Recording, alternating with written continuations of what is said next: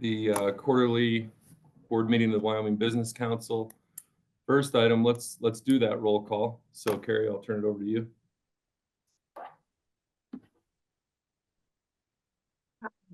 Mr. Arns. Here. Ms. Atkinson. Glad to be here. Mr. Brown.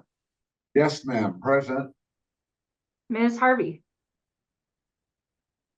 Kind of waiting. I'm struggling to be here. Well, hello. I've been working on this for about 15 minutes. Came in on my phone and thought now I can go to my computer. My computer's updated and everything changed and I lost Zoom. So now I'm on both. All right, we'll take it. All right, Mr. Kenyon. I'm here. Cindy Johnson is excused. Mr. Lance will be arriving a little late today. Mr. Law is excused. Dr. Schaefer. I'm here. Mr. Smith. I'm here. Ms. Thayer is excused. Ms. Tomasi. I'm here, Carrie. Thank you.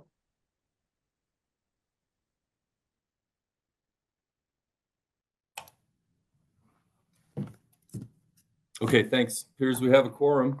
So next up, let's do the pledge.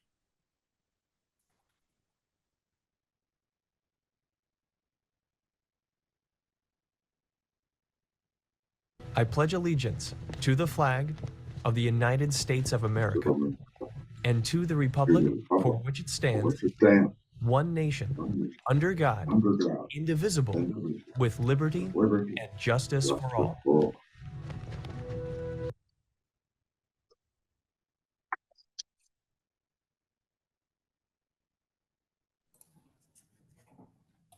Okay, thanks and good morning, everyone. Happy holidays. Hope everyone's enjoying December. Get a little winter weather here, hopefully at some point, a few parts of the state. Thank you to all who participated in last night's panel. I thought that was insightful. I appreciated it. I thought just the discourse and the content and the thoughtful discussion was great. So, and what a good group with some varying opinions. And I just thought that went exceptionally well. We're excited about our meeting today, and we'll get into that right now with CEO Mr. Durrell. So Josh, turn it over to you. Oh, hold on. We have items. My bad. Consent agenda. So we have items on the consent agenda. As a reminder, those items have been through all the various committees. We'll consider them in one motion. If there's any item that any board member or items wants to remove from the consent agenda and have discussion on those, we can place them in the appropriate committee. If not, we'll entertain a motion to approve the items on the consent agenda. This is Kathy Tomasi, so moved. Second. Thank you, Kathy. Thank you, Dr. Schaefer. Any discussion? Hearing none, all in favor, say aye. Aye. Aye. Aye. Any opposed? Motion carries. Geez, I about screwed it up at the right off the get-go. So now, Mr. Durrell, I'll turn it over to you.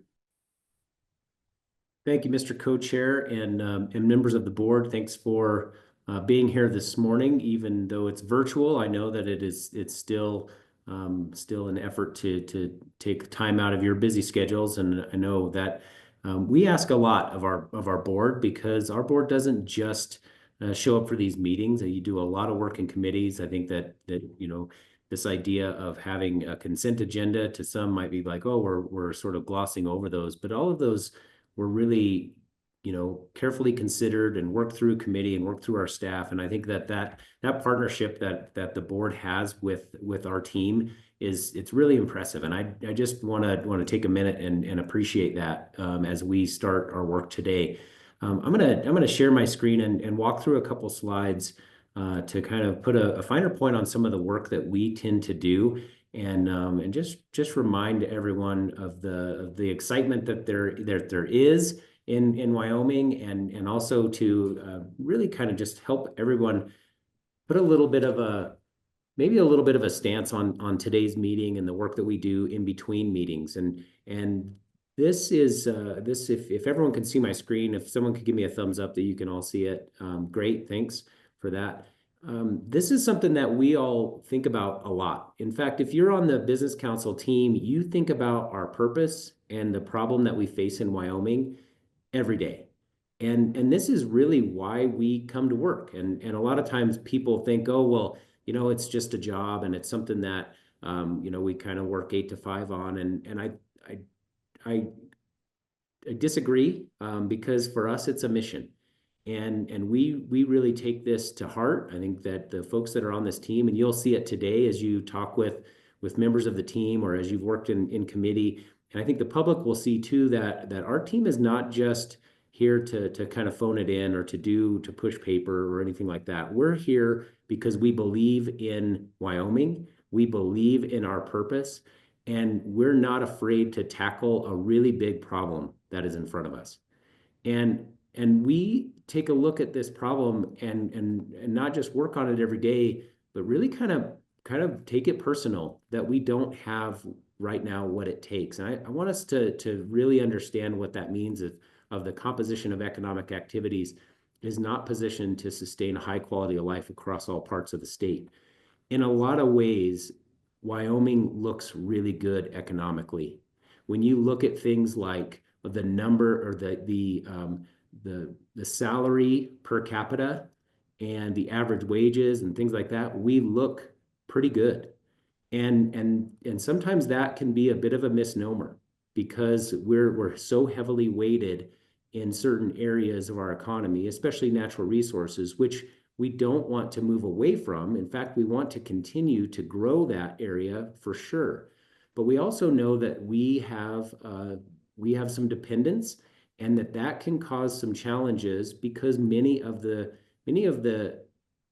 effects in those industries are external to us. We don't have control of those. And so we want to start to work on things that we can control.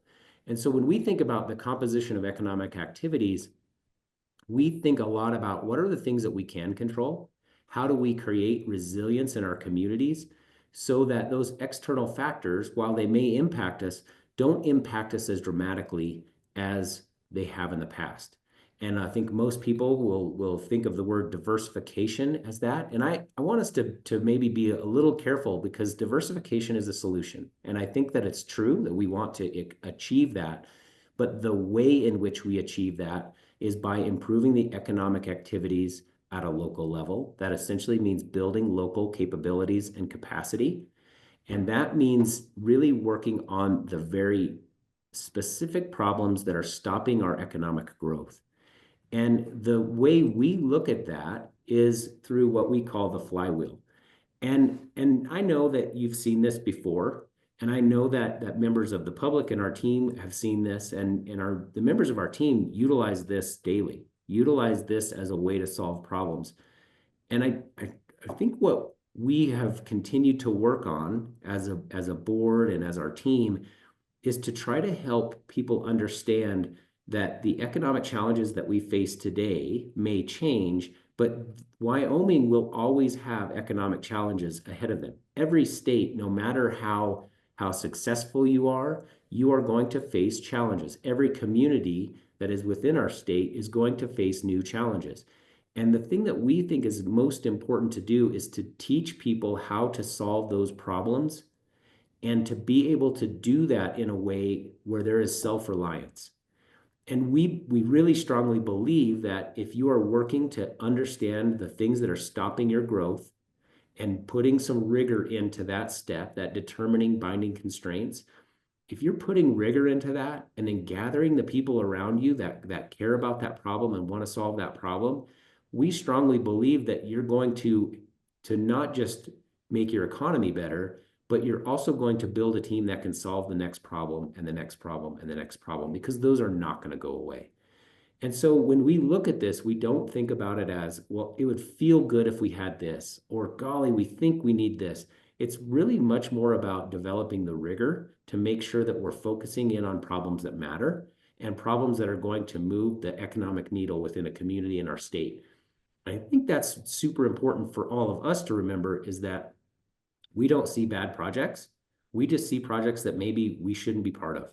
And we just see opportunities to improve the problem-solving capabilities within a community with everything that we see. And so I want to focus on that third element of text that says working together, building local capacity, and creating opportunities for Wyomingites. I feel pretty strongly that that's what we do. And I think if you were to think about the decisions that we make as a team and as a board, and that we pass forward to the State Loans and Investment Board, those are the way that we make those decisions.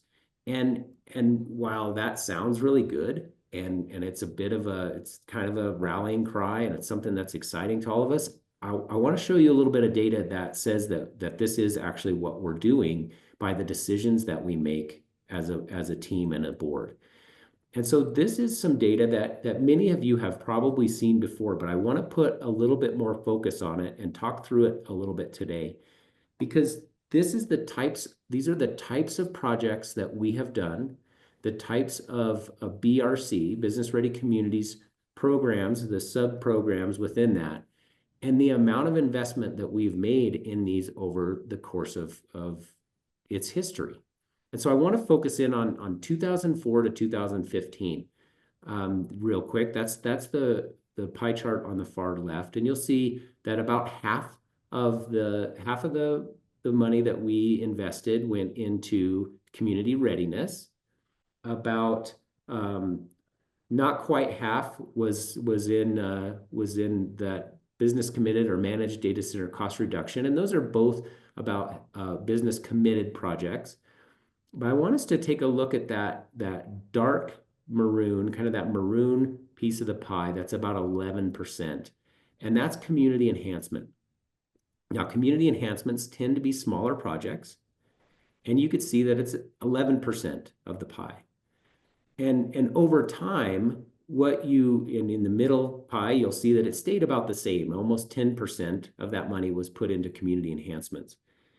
And there was a period of time during BRC in these earlier days that we would do maybe 50 projects in a year.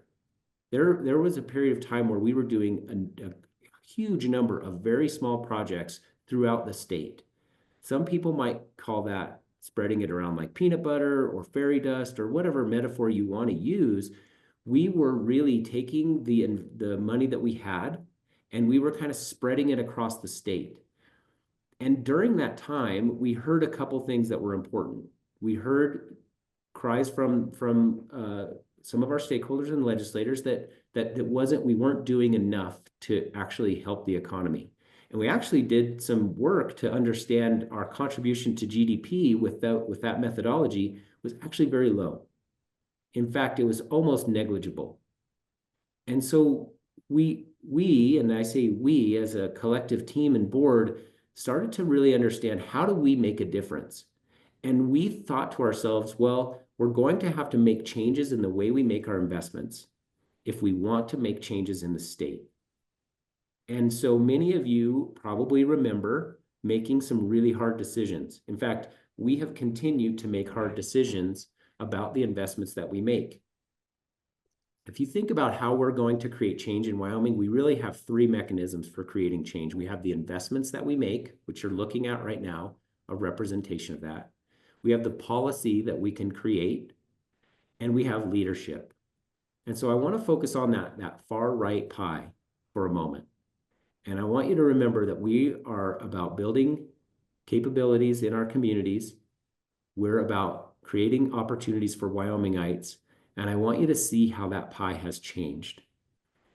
That almost 77% of our investments in that 2020 to 2023, and by the way, it will likely grow when we grind in the 2024 numbers, is for business committed, managed data center cost reduction. Those are opportunities for Wyomingites. And what that means is jobs and great wages.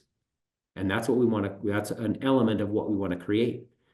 Now, we've taken community readiness, and it has gone down a little bit. And some of that is because we are utilizing community readiness to unlock potential within communities.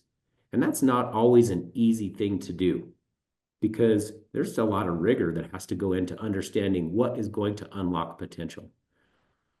But I want you to realize that to do those two things, to create opportunities for Wyomingites and to unlock untapped economic potential, something has to give. And while some people might say, well, taking community enhancement projects from 11% down to just under 4%, that's not that big of a deal. Except when you start to understand that this is a dollar amount, and those projects are small. So what it did is it has allowed our team to focus on the things that actually may create the change in Wyoming that we desire. And it also allows us to utilize our resources and our investments in a better way. And so as we look at this, here's what it has meant in other metrics. Again, you've likely seen a chart like this or this chart. And I want to talk about it because it really represents the impact of making those hard decisions, of creating that change, of having a lot of tension in order to do so. I think we could all agree that we have faced a lot of tension when we see projects that don't create great jobs for Wyomingites and opportunities or unlock potential in those communities.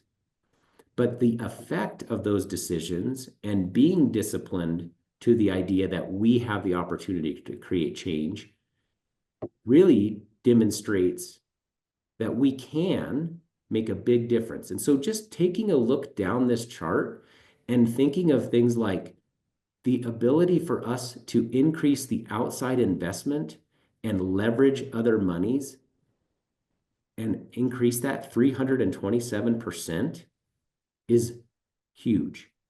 Because what that means is that we're not the only check at the table, that we're not the major funder of projects. We're developing partnerships and we're leveraging other money that's making a difference in our communities. That also says to me that those projects are meaningful to the communities because others are willing to invest. It's really easy to want a project when the state's investing in it. It's a lot harder when the community rallies together and puts that forth. And then I want you to take a look at those jobs and wages. We invested less state money and got a lot more jobs, 26% more. I think we're going to continue to increase that. We're going to look at ways that we can do that.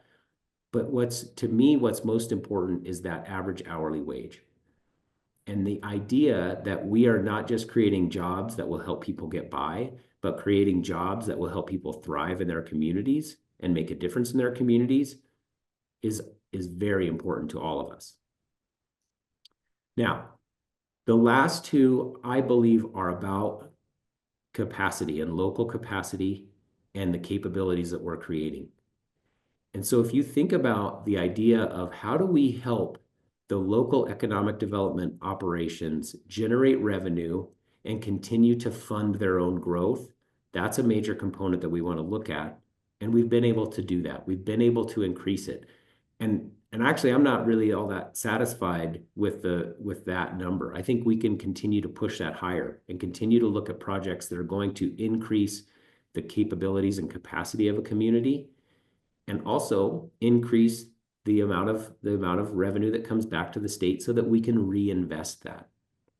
And so if you look at these numbers, this is for those folks who kind of need a number or a metric behind their decisions. This is the change that we're creating in our communities. And I think that this is the beginning. This is actually the messy part of creating that change. And the more that we continue to stay disciplined to making that change, I think we're going to see better and better projects. We had one last in September that was evidence that if we push and we work to make changes and we make hard decisions and hold true to that discipline, that we're going to see communities respond. And here's the key element to this. And it has to do with not just the problem and not just our purpose, but I want us to think about our opportunity. Now, if you look at the state budget and the investments that we make, in some ways you could say to yourself, well, golly, that's not that much. The state budget is giant. And how can we make a huge impact on the state budget with a BRC budget of 55 million at biennium, or the small team that we have? And actually, I would strongly disagree that we can't make an impact. I think we've already made a really big change and a big impact, and we've sent strong signals to continue to do that. And I think what we're showing is that if you make the hard decisions, if you set a high standard for our communities, they will respond. The people in our communities care about their communities. They want to do right by state money and their own money, and they want to be shown how to do that better. That may come in different forms, but I think if we always take it back to the discipline that we have, that we're going to determine the binding constraints and understand how we might unlock economic growth, that's a huge opportunity. And actually, I think the word opportunity is a little too soft. And I want us to think about maybe two other words that demonstrate what we are capable of and maybe the mantle of leadership that we have upon us. And I want you to think about the word privilege and responsibility. Those two words are what we actually have. To be in a position, in an agency within the state that can impact the economy of Wyoming and future generations of Wyoming is not just an opportunity, it's a privilege. It's a privilege that I know all of you as board members take seriously, all of our team takes seriously, and we take the responsibility that that privilege puts upon us even more seriously. And so as we think about purpose and problem, we also think about the privilege that we have to be in the position to make changes for future generations of Wyomingites and provide opportunities for our kids and our neighbors' kids and their kids too. And ultimately, it comes down to the responsibility that we place upon ourselves and that we take when we take actions, not just every day throughout the communities, but especially when we send signals in our board meeting. And so as we think about the different things that you're going to see today and the questions that you asked today, think about that privilege and that responsibility to create a Wyoming where we can be really, really proud of the future and we create opportunities for those future generations. Mr. Co-Chair and members of the board, I would be happy to stand for any questions about the data or about the approach that we continue to take. And I just thank you for your time today and your consideration of the agreements that are before you and the projects that you'll see. Thank you. Thank you, Josh. Dr. Schaefer. Yeah, And then thank you, Moore. Mr. Chairman, Mr. Durrell. Appreciate that. I always am inspired when you speak. In fact, makes me want to suit up and go into the game. So I'm wondering if we can hire you for some high school girls basketball coaching, maybe here in Cheyenne. I always appreciate the way you ground this, both philosophically, but also with some level of evidence. One of our biggest challenges, as you likely know, is more and more of the focus shifts to these binding constraints. It really becomes a long game. And I know you've mentioned that before, and it gets harder and harder to try to tie the efforts and activities and resources to actual outcomes. So I appreciate you doing that and showing the table and trying to really demonstrate that when we do this, it actually does have measurable impact on our economy and our state. So thank you for doing that. Two quick questions, and you don't have to answer them now, but I work enough with numbers now that I've learned that percentages are great, but numerical values are also fantastic. So I'm just curious on your pie charts, if we actually have the numerical values, assuming over time, the overall numbers have increased, which makes that large percentage shift even more significant when the dollar amounts probably shifted, but having the numerical values there, I think would be helpful. And then the other piece on your table there, are those data actual data, especially the most recent ones? Are those built off of the projections in the applications for BRC grants? And yeah, I'm just curious if those are actual realized numbers or if those are just built off of what's been proposed and presented. Mr. Co-Chair and Dr. Schaefer, two really good questions. On the percentage piece, that I think that's a good point. We should grind in the actual dollar values. While sometimes I would love it if the dollar values actually went up over time, but BRC has actually kind of had a little bit of it grew for quite some time up until about 2017, 18, and then it began to shrink. And at one point it was $74 million in a biennium. But then in 2020, it was down to 24 million. So it has actually changed quite a bit. So I think your points there are really valid. It's probably a better way to look at it. I think percentages can be helpful to understand movements, but you're right. The absolute dollar values would also be important there. We have those obviously to make the chart, so it'll be good to do that. Your second question is also a really good one. And I think it is worth noting that much of the data that we have about the most current time are projections. Now, in some cases, we've found that people aren't able to hit their projections, and we've been working to develop what I would call teeth in the agreements, so that when businesses or communities don't hit their targets, there is a mechanism by which we can either motivate or reap some benefit back in terms of revenue recapture there. So there are some mechanisms there. The other part of it is that in some cases, the business or the community actually does better than the projections. And so it'll take us, we'll have some lag. We report for about 5 years after the completion of a project. So we'll be able to look back and have a more, we'll have a better feel for what projected versus reality are. And that's something that we're going to continue to work on, because again, I think we try to temper the expectation of these projects and set people up for success.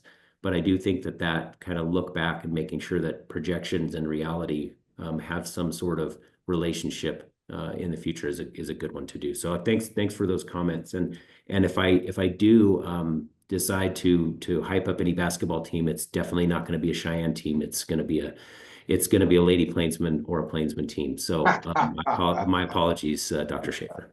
It was worth a shot. Thank you. Go ahead, Kathy. Hi, Josh, I just have a couple questions, and I do realize the privilege of being able to help our economy, and I really appreciate that privilege. However, I'm going to play the devil's advocate here for a minute, because I see small, and again, I'm as you know, I'm a small community person, and I have come over to the dark side of the business council of, yes, we need investments. We need to see the economic activities in our communities provide jobs and provide revenue recapture, et cetera. But going back to the community enhancement projects, have we ever tried not to have those included? I think that sometimes, because in the past, the business council has been the go-to for every project in every community. And I recognize the need for change, but the community enhancement, it seems like it gives false hope to people communities that might want to do something, but yet they don't have the consistent administration, or they don't have the consistent activities in their community to come up with a really great project. What do you think about that? I'm just asking because I struggle with that.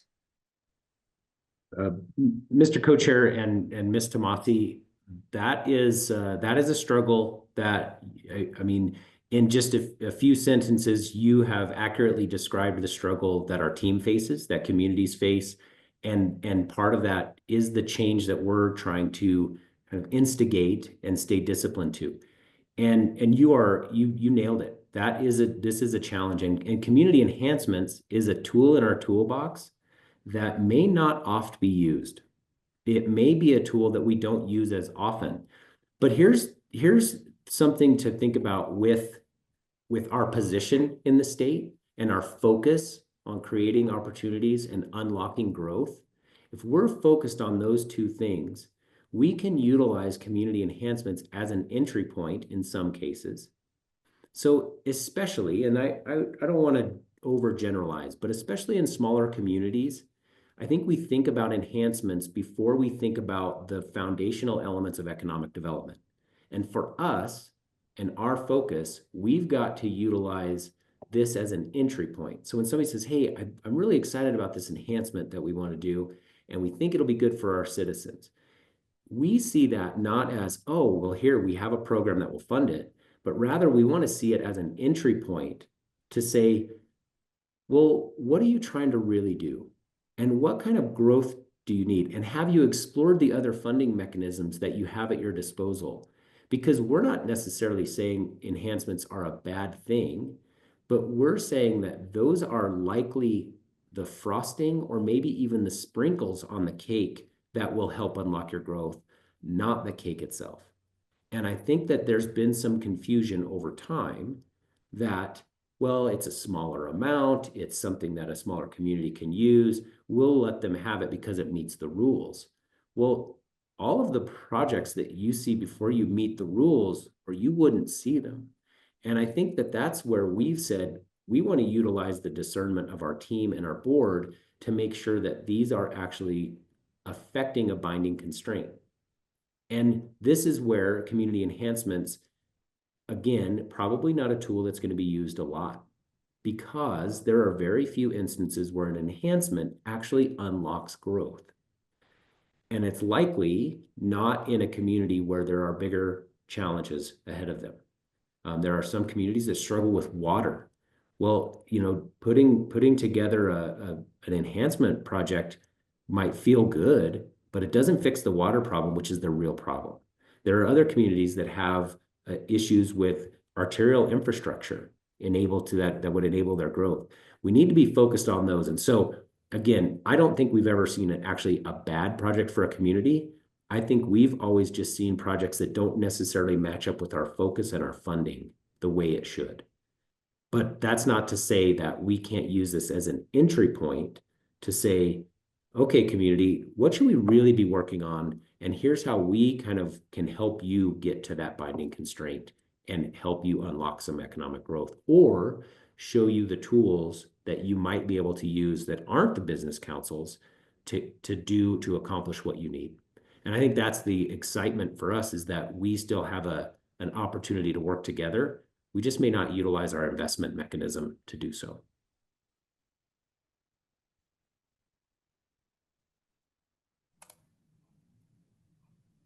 Okay, Any other thanks. questions? Thanks, Ken. Any other questions for Josh? Josh, I got one, at the risk of putting us a little behind schedule here. I love the data. I think it's really powerful to have those metrics, and those three pie charts are interesting. And I think the first two represented a 15-year period or so. And during that 15-year period, the community readiness aspect was running at 45% or so. And in the last pie chart, it's about 20. And a lot of that percentage has moved over to business committed projects. So I may be reading things into that don't exist, but is it fair to look at that as, we see more opportunity, more impact for the state and the business committed, or is there work that went on in those 15 years from an infrastructure standpoint that set some of the groundwork where it's not quite as needed today as maybe it was then? Can you help kind of square that up a little? Yeah, Mr. Co-Chair, that's a really astute observation. And I like that you are sort of seeing, and in some ways I kind of look at it as a pendulum or a little bit of a sawtooth. And you think about it from a business perspective, sometimes you're in profit creation mode and sort of building that war chest. And then you're in a mode where you're utilizing that money to set yourself up for the future. And I think that what we're seeing now, if you take community enhancements aside, but you take a look at readiness and business committed, we're working to kind of leverage the investments that have been made in the past. And so we're in a mode right now where we can do that. Now, I do want us to sort of always have the cautionary tale of, well, if that means that everybody needs a business park, that means that everybody needs to do some readiness. And again, I think we always want to go back to that idea of what's the binding constraint, because we do have some stranded assets out there in readiness.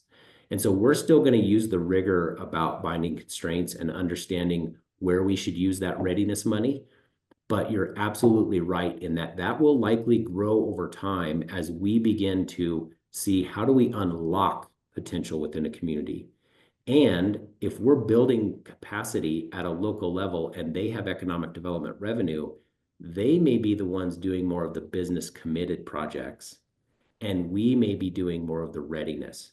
And I think that over time, we may see readiness grow to be the biggest piece of the pie, or maybe even at some point the only piece of the pie, because we're helping them unlock growth and provide them the readiness to get there. They're filling in the businesses and the gaps at a local level. So really astute observation. Thanks for pointing that out. Very good. Thank you. Okay. Thank you, Mr. Durrell. We'll move on to the Services Committee, and I'll turn it over to Interim Committee Chair Derek Smith. Go ahead, Derek. Fantastic. Thank you, Mr. Co-Chair. So first off, got the Services Committee, have a few action items we need to work through around some reawards for the CPF program, as well as one around AT Kearney. So with that, I think I will hand it off to Brandon to let him get us started into the services update. Awesome. Thank you for being the interim chair of this committee, Mr. Smith. It's much appreciated. We'll stumble our way through, but that's no surprise because I'm always in the services committee, so it's always a stumble. No, thank you so much. I believe we put on the agenda first a services update. Try to keep really brief with that. Just as always, the update honestly is that the services team has been extraordinarily busy in this last year. Truly executing on all of the things that Josh has been talking with you about. How do we help communities understand themselves better, understand their place in the world, and put their best foot forward, and also at the same time focus on the things that are actually keeping them to grow. So we have a lot of different people working on that, from Amber Power with her A2A process, Wendy Lopez and Chance Price and the Insight Project, helping communities look through, Kayla, Claire, and the Main Street program, totally revamping that program so that it's more reflective of where we want to go, emphasizing the importance of downtowns to quality communities that people want to live in, that they may want to relocate a business to, that they want to grow their business to, all those little things that those programs can work on. So a lot of really exciting work going on in there. Then specific to today, so also just more to say on those things. We're planning, we've sort of scheduled out what we want to present to the committee and the board by quarter. Next quarter, we're planning on a presentation for you all themed around helping communities choose their future and choose the right future.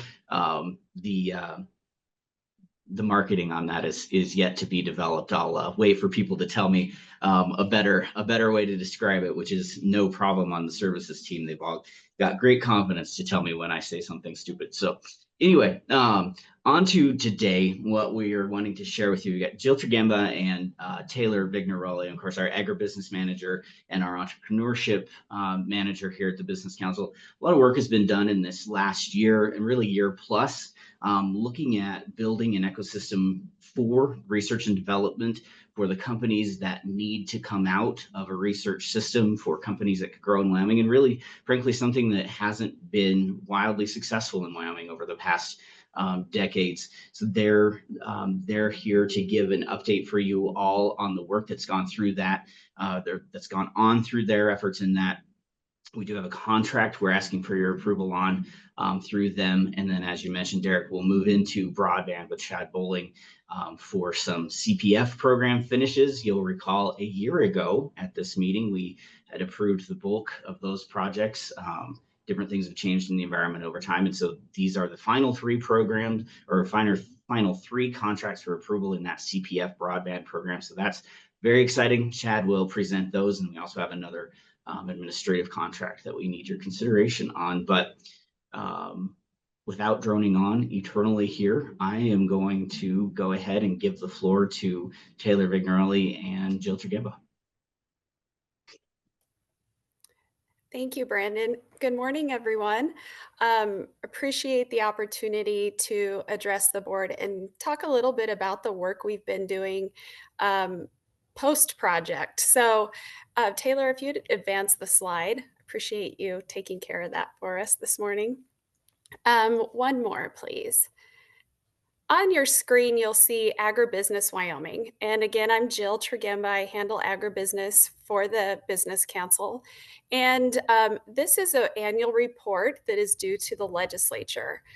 Joint Ag requires that of this position every fall. So you can find it on our website, and it really talks about where we're going. It isn't a comprehensive list of everything we're doing within agribusiness, but it tells the story. It tells the story of the foundation, the core industry of agribusiness and agriculture in our state, the leadership that we have that supports that. And then it's leading us into telling the story of what Taylor and I are going to dig in today, which is innovation. And so with that, I would like you guys today to really set aside production agriculture, value add agriculture, and think about innovation and technology. Next slide, please.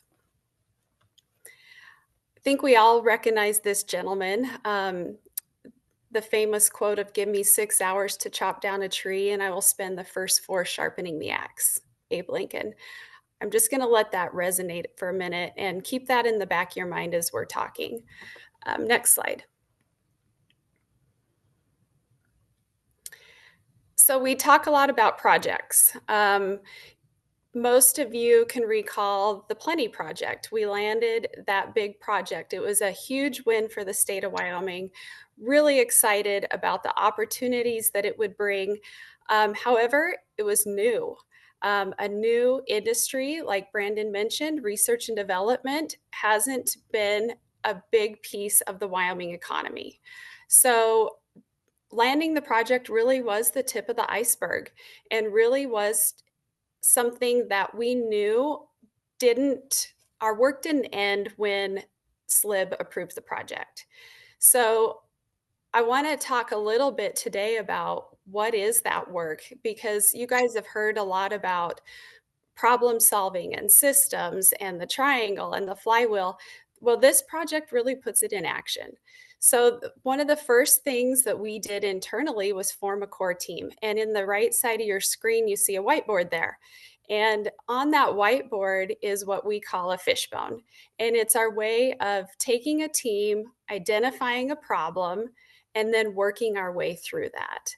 And it's a very vigorous process. It takes several iterations and it keeps changing over time.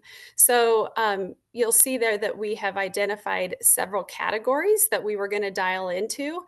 And then it came down to what stakeholders are at the table that have the capacity to work on that, what's the internal team, and where's the momentum and the pieces that we can dive into to create action. So if you'll think back to the Abe Lincoln quote, it's pretty common that people dial in on that quote and think about preparation and planning, the 4 hours to sharpen the axe. That's true. That's what we're doing here. But sharpening the axe doesn't do anything without the action of cutting down the tree. And so we are approaching this as several action points, several pieces of this puzzle that we test, we try something with stakeholders, and then move forward. So it's really invigorating work and it's exciting, but we are always checking ourselves to say, okay, what's the role of government in this? Like as we're finding these barriers to growth, what is our role at the Business Council, and how do we, I mean, effectively stay in our lane? So next slide, Taylor, please. You guys have all seen the triangle lots of times, and in the center of this triangle is self-reliance of communities, building that local capacity and capabilities. And this is how we view the role of government within this team, is within these three levers of policy, funding, and leadership. So as we're working our way through that problem solving of the fishbone and identifying pieces where we can intervene or show stakeholders that there's an opportunity, it falls into these three categories. And these are very abbreviated bullet points within these categories, but you can see there is a lot of work that's gone into the last year. And, you know, even within the funding piece, it's been that evidence through data. We did a growth diagnostic that we had to produce because it's a new industry, to find that data to make sure we're on the right track. You heard about our Europe mission. That was the most recent big piece of collaboration. But it's required a lot of leadership. And that's been something that we've really enjoyed, the collaboration with our local partners, other state agencies, the university, WIP, community colleges, the list goes on and on. But it's been a really great journey. And again, just always figuring out what's our role and where's the exit, because we know we have to keep working our way through it. So I'm going to pause there.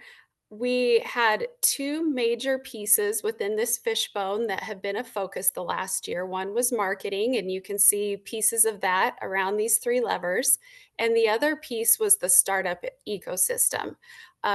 Taylor led that piece of the fishbone for us around the startup ecosystem, and that's what we're really focusing on today. So as he leads into his comments, keep that lens in mind, that the contract before you and the work that we're doing is really focusing on the foundation of that ecosystem as we're uncovering those barriers to growth. So thank you. I can take questions now, or we can roll through Taylor and take them all at the end. Up to you, Mr. Committee Co-Chair. You know, I would say if anybody has any quick questions now, this is a good time to hit it. If not, we'll just go straight into Taylor. Seeing none, I think you're up, Taylor. Sounds good. Mr. Interim Committee Chair, it's a pleasure to have you back. It's like a warm blanket, feels comfortable. But always good to come back. Always good to come back. Thank you, Mr. Smith. And the rest of the board, Mr. Co-Chair, thank you so much for taking the time to listen to our presentation and ultimately the work that we're trying to do. And I think what I love about how Jill frames this work and the process that we've been going through, it highlights a couple things. And one of them being the cross-functional team alignment that we have and how we work together to combine our efforts for maximum impact. And so as Jill sort of talked about the process behind how we identify problems, I really want to look at this through the startup environment and how we look at developing that with respect to these different cross-functional projects. But before we get really into the meat of what we'll be talking about today, and that's ultimately the approval of a contract that we'd like to enter with a contractor, I want to set the stage and really talk about the big picture of what it is that we talk about when we're talking about entrepreneurship as it pertains to economic development. There are so many different components to economic development, and entrepreneurship is just one little piece of that. But that one little piece, it's sort of like a snowflake. As soon as you zoom in, you start to see a whole lot more granularity and components of what actually makes up that ecosystem. So when we look at a startup ecosystem, what we see in that, if you will, snowflake is all of these different tendrils that make up this functioning system. And ultimately, it's the interconnectedness between those various components that make a functioning ecosystem. So we look at that, and what I have on this slide here is an example of what Kansas City's resource network looks like. This is just Kansas City, not necessarily the entire state at all. Some of these are state organizations, but you see there's a lot happening here. This is an example of what a functioning ecosystem looks like. Across all these different components, all these various stages of business, all these different actors and players and stakeholders, and there's a lot of things happening that ultimately create this Venn diagram of overlap that ultimately help new businesses, startups succeed, which does our job as economic developers grow jobs with good wages, right? Mr. Vigneroy, just to stop you really quick, and I'm not sure if it's just my end. I don't see the screen that you're referring to. I'm not sure if you're not sharing or it didn't make it through. Anyone else on the board or staff, or are you seeing it, or is it? We see it fine. Okay, so it's just me. Thank you. Sorry, Mr. Smith. You're gonna have to go into this one blind. All right, thanks, Taylor. Yep. So at any rate, when we look at this big picture, we sort of want to assess like where are we in Wyoming? What are our ground conditions? How do we assess our environment relative to what we know to be true about successful ecosystems? And what we've come to find is that we have a lot of work to do. Ultimately, our startup environment needs a lot of help, and that's not necessarily a bad thing. And in fact, that's a lot of opportunity for us to assess what opportunities the state can take to intervene in strategic ways that can help usher things along. We want to be catalysts for this growth and this opportunity for growth in the ecosystem development, right? And again, I can't emphasize enough this mix of resources. So I sort of want to look at what that looks like in a more tangible way, because it gets really confusing really quickly. When we look at startup resources, what creates this ecosystem, there are all of these different components for various stages of business.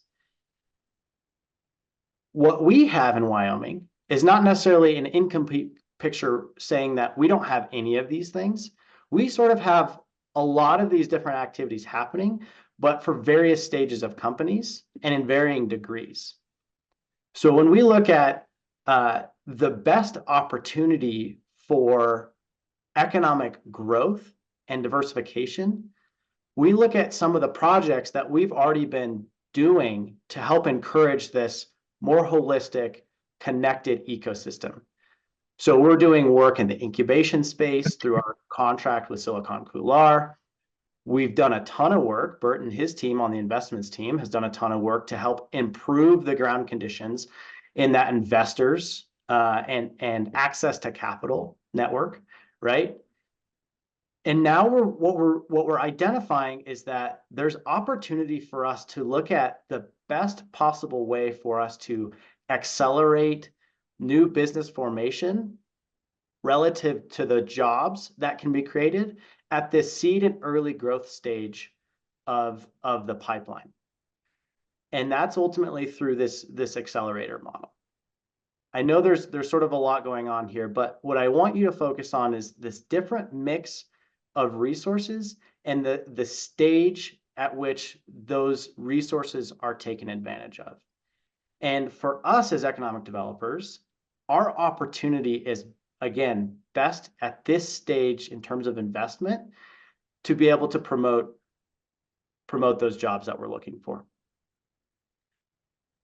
When we look at the leverage factors for supporting acceleration, it really has a lot to do with our ability as a state to be able to attract businesses both in state and nationally, and potentially even globally, to something that is specific to an industry. And that's really what Jill opened up the floor to, and that's this idea of research and development and CEA. All of the work that we've been doing in the CEA space, we see a prime opportunity for us to be able to make an investment in understanding where industry can lead that opportunity for new businesses to be successful here in Wyoming.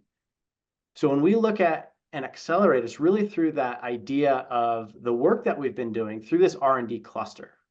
We want to assess how we can provide an opportunity for those businesses that's specific to an industry that can ultimately help us be marketable and be successful within the other efforts that we're doing in that cluster development.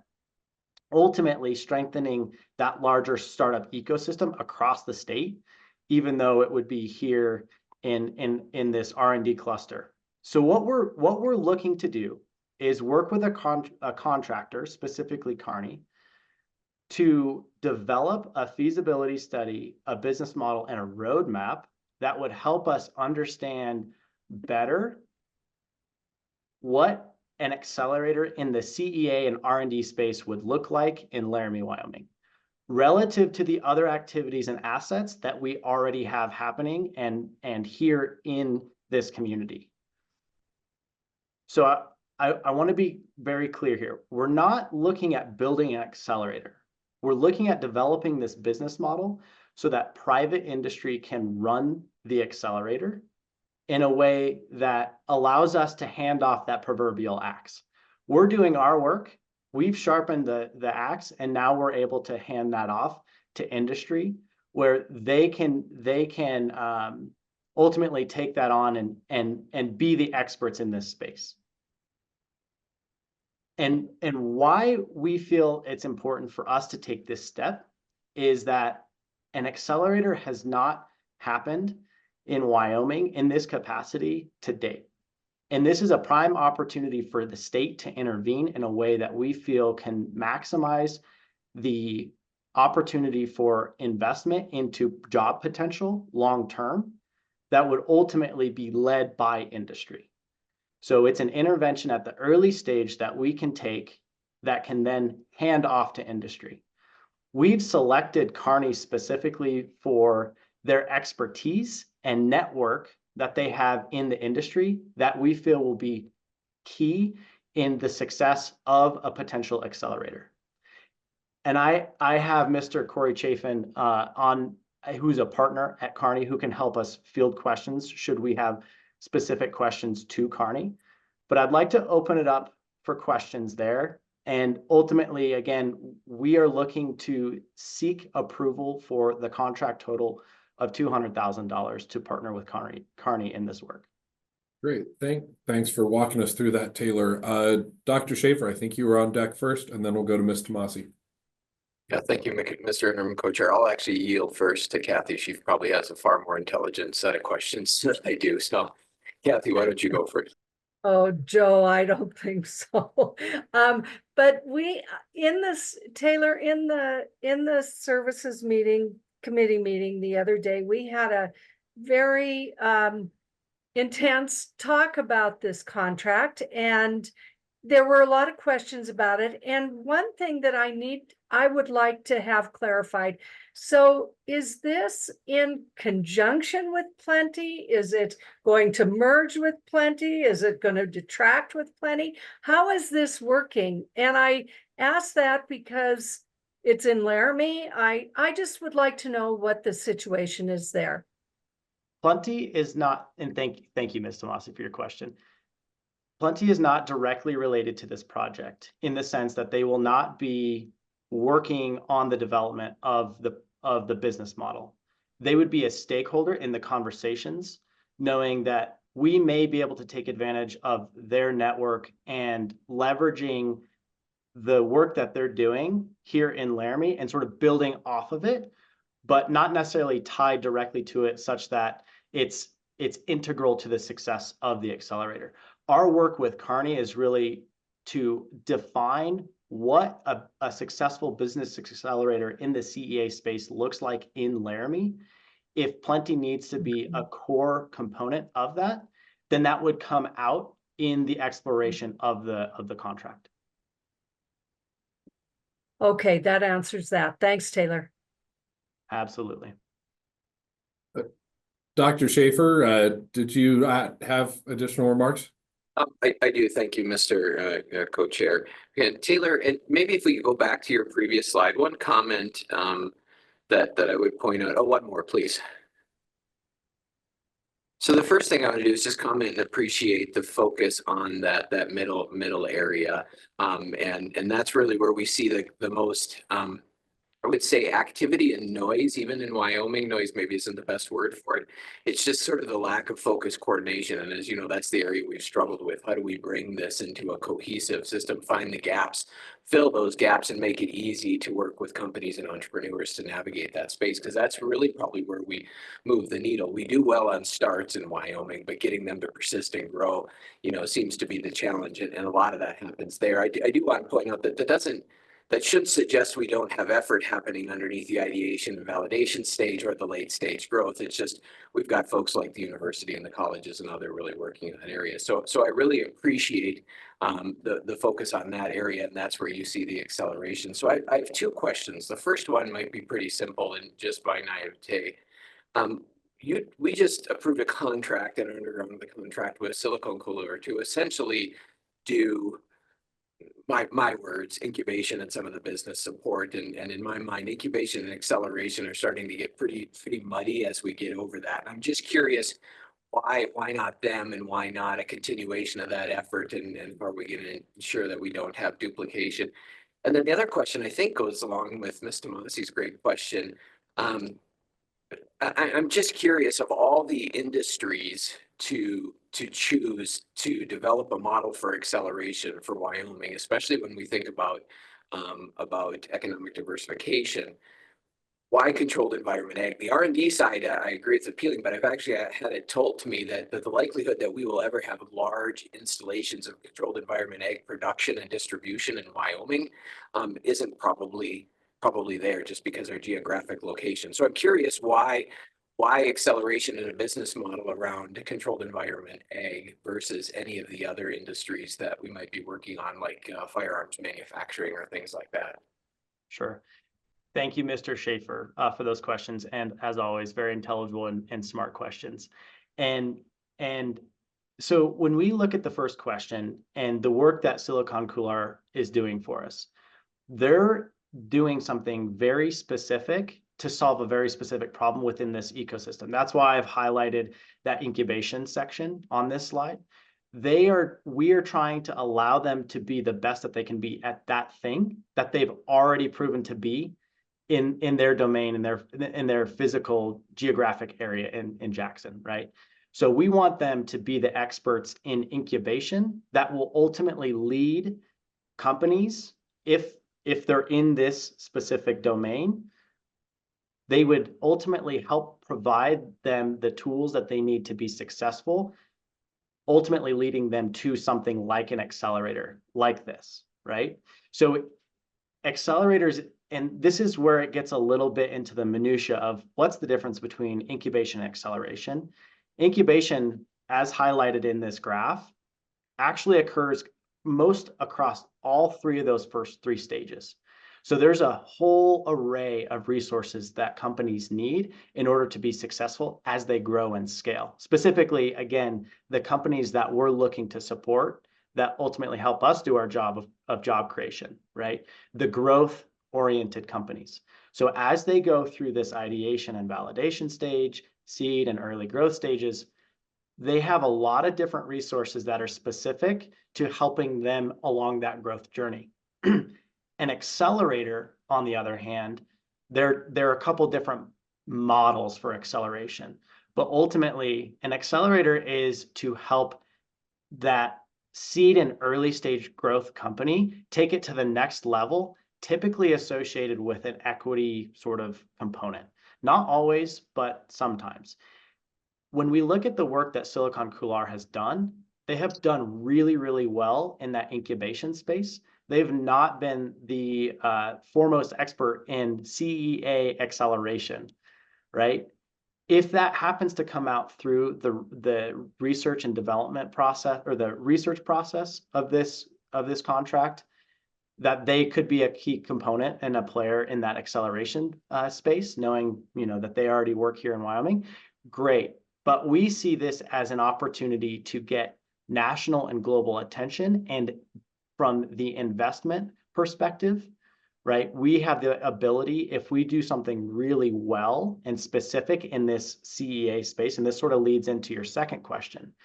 If we do this really well and it is specific to CEA, we have the ability to get international potentially international investment into the accelerator because of that equity component that's typically there. So there's an opportunity for us to also leverage the network Kearney has to find the appropriate operator for this accelerator. And so why we have chosen CEA specifically is because of the work that we were talking about with Jill. We've recognized CEA and R&D as an opportunity to develop this cluster around Laramie and the activities that are currently happening already, and leveraging those to continue building the momentum and building that flywheel here in Laramie. There may be other opportunities, and ultimately at the end of the contract, we could come to the end of it and it could say, actually CEA an accelerator doesn't make sense in Laramie.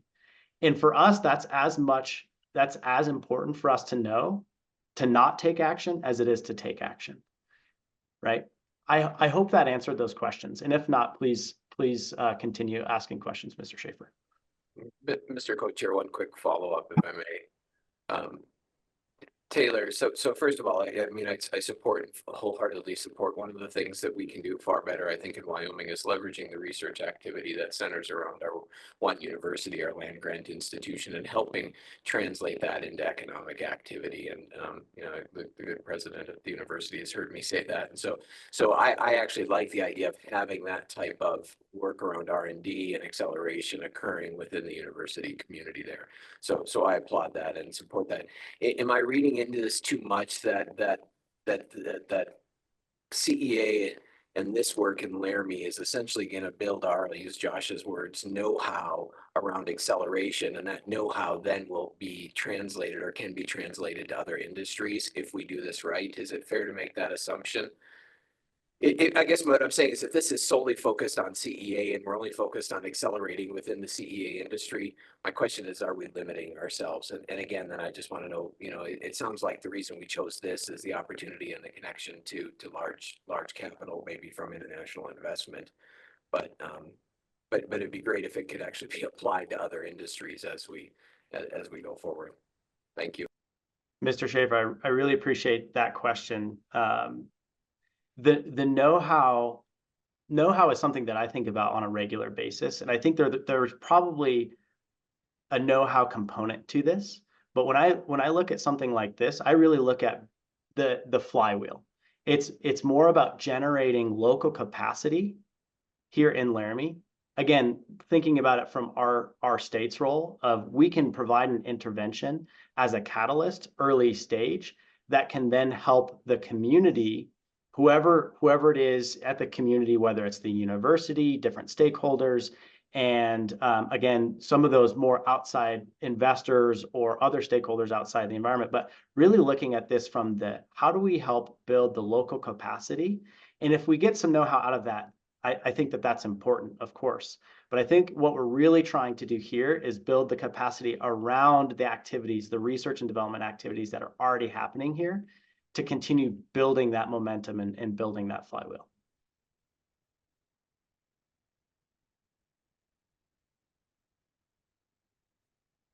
Fantastic. Thank you.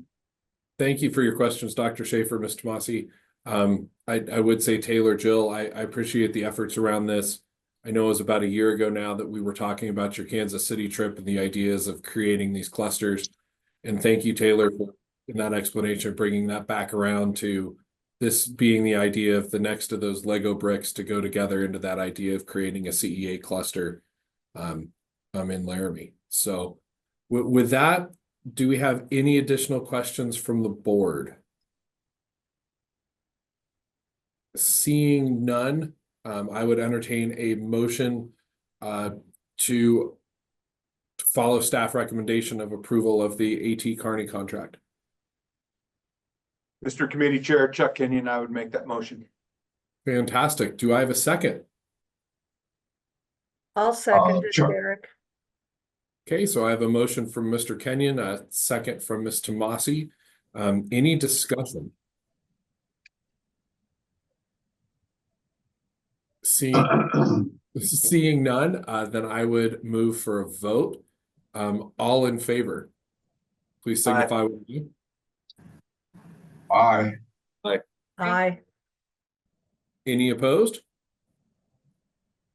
Hearing none, motion carries. Thank you, Taylor and Jill, for walking us through that. I think from here, we'll hand it off to our broadband manager, Chad, and our contractor, David Johnson, I do believe, to walk through our CPF projects. Thank you, Mr. Interim Committee Chair and other members of the board. Thank you so much for your time.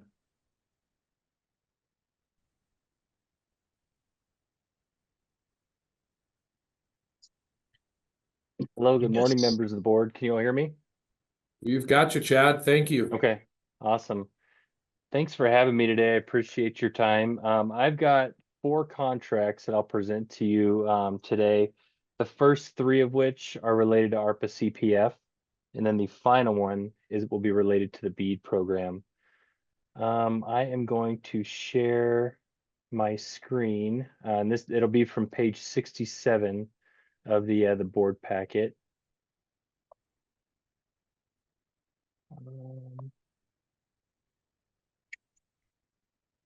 Okay, can everyone see my screen? Yes. Okay, perfect. So the first contract that I have is for Spectrum in Park County, and the amount of $1,933,790. And then the second contract is with All West and Opal, and that one is in the amount of $272,173. And then the third one is for BHT Holdings in Cody South Fork in the amount of $889,000. $889,618.02. And these 3 projects, these will be the final 3 projects related to ARPA CPF that'll total the $70,525,000. And Chad, just to clarify, these 3 were projects that were originally awarded to a different contractor. They were unable to fulfill, and this is a reaward, correct? Yes, correct. These are reawards. The original award, I believe they were awarded to Charter, if I'm not mistaken. They had issues with the right of way. They did not believe they could complete the project in time because it crossed tribal land to connect to the homes. And so Charter turned back those awards, and these are the reawards based on those. Mr. Committee Chair, too, can I make sure that we're clear on this too? These are not the same projects that were approved a year ago. These are the funds that were approved a year ago. So those same projects are no longer on the table. If you recall, the list of, I always get the number wrong, but I believe approximately 115 applications that came into the CPF program. Those were evaluated essentially in order through the pre-qualification process and then through meeting the requirements of that CPF program. These 3 projects basically represent the 3 that were on the list that didn't get funded at the last time. That's not a perfect thing because there's negotiation in there of what the funds would fit, but that's essentially how these projects, so these essentially moved up the list in priority. And so just making sure that just making sure that we're clear, these are not different contractors doing the same projects. These are different projects with different contractors in different places. So very much appreciate the clarification. That was kind of the point I was not so eloquently trying to get to. So thank you very much. Thank you. Do we have we'll have to take an action item on each of these contracts separately, but I will open it up for discussion on all three kind of at the same time if any board members have any questions.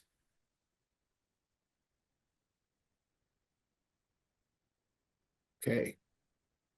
So seeing none, we'll go ahead and start with, would consider a motion on the first action item, which is the approval of the contract for Spectrum Pacific West on the Park County 4 project. The first one on this spreadsheet. So moved, Mr. Chair, Chuck Brown. Great. Have a motion for Mr. Brown. Do we have a second? Second. Great. Motion from Dr. Schaefer. Any further discussion? Seeing none, we'll move for a vote. All in favor signify by saying aye. Aye. Aye. Aye.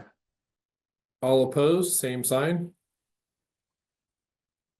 Okay, motion carries on Park County 4. Moving on, similar recommendation to, do we have a motion to approve the contract for the Opal area? Mr. Co-Chair. Great, I have a motion from Dr. Schaefer. Do we have a second? I'll second. Great. Kathy. Second from Ms. Tomasi. Any further discussion? Seeing none, we'll go to a vote. All in favor signify by saying aye. Aye. Aye. Aye. All opposed, same sign. Great, motion carries. On to number 3. Do we have a motion to approve the contract for the Cody South Fork area? I would move the project for the South Fork area. Fantastic. Chuck Kenyon, night second. Fantastic. A motion from Ms. Harvey, a second from Mr. Kenyon. Any further discussion?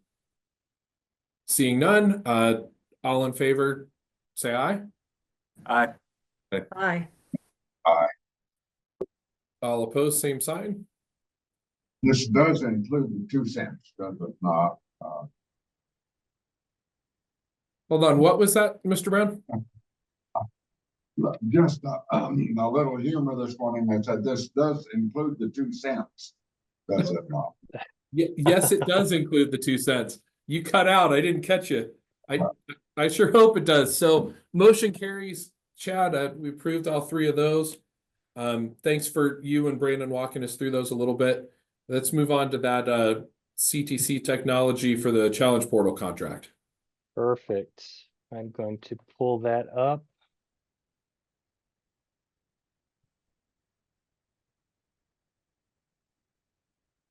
All right, can everyone see my screen? Yes, sir. Perfect. So yes, this is a contract with CTC related to the challenge portal. It's in the amount of $160,600.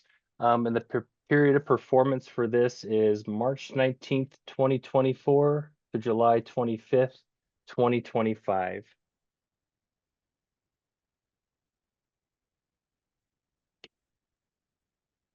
Mr. Chairman, also on this one, I'll just give you a little additional color. This is a second half contract of something we have already worked with you all to approve for the challenge process on the BEAD program.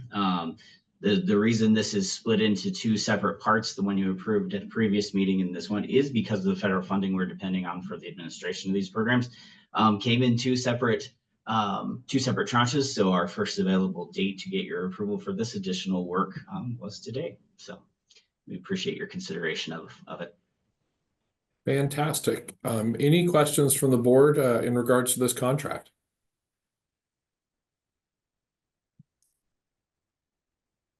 Seeing none, then I would entertain a motion to approve this CTC contract.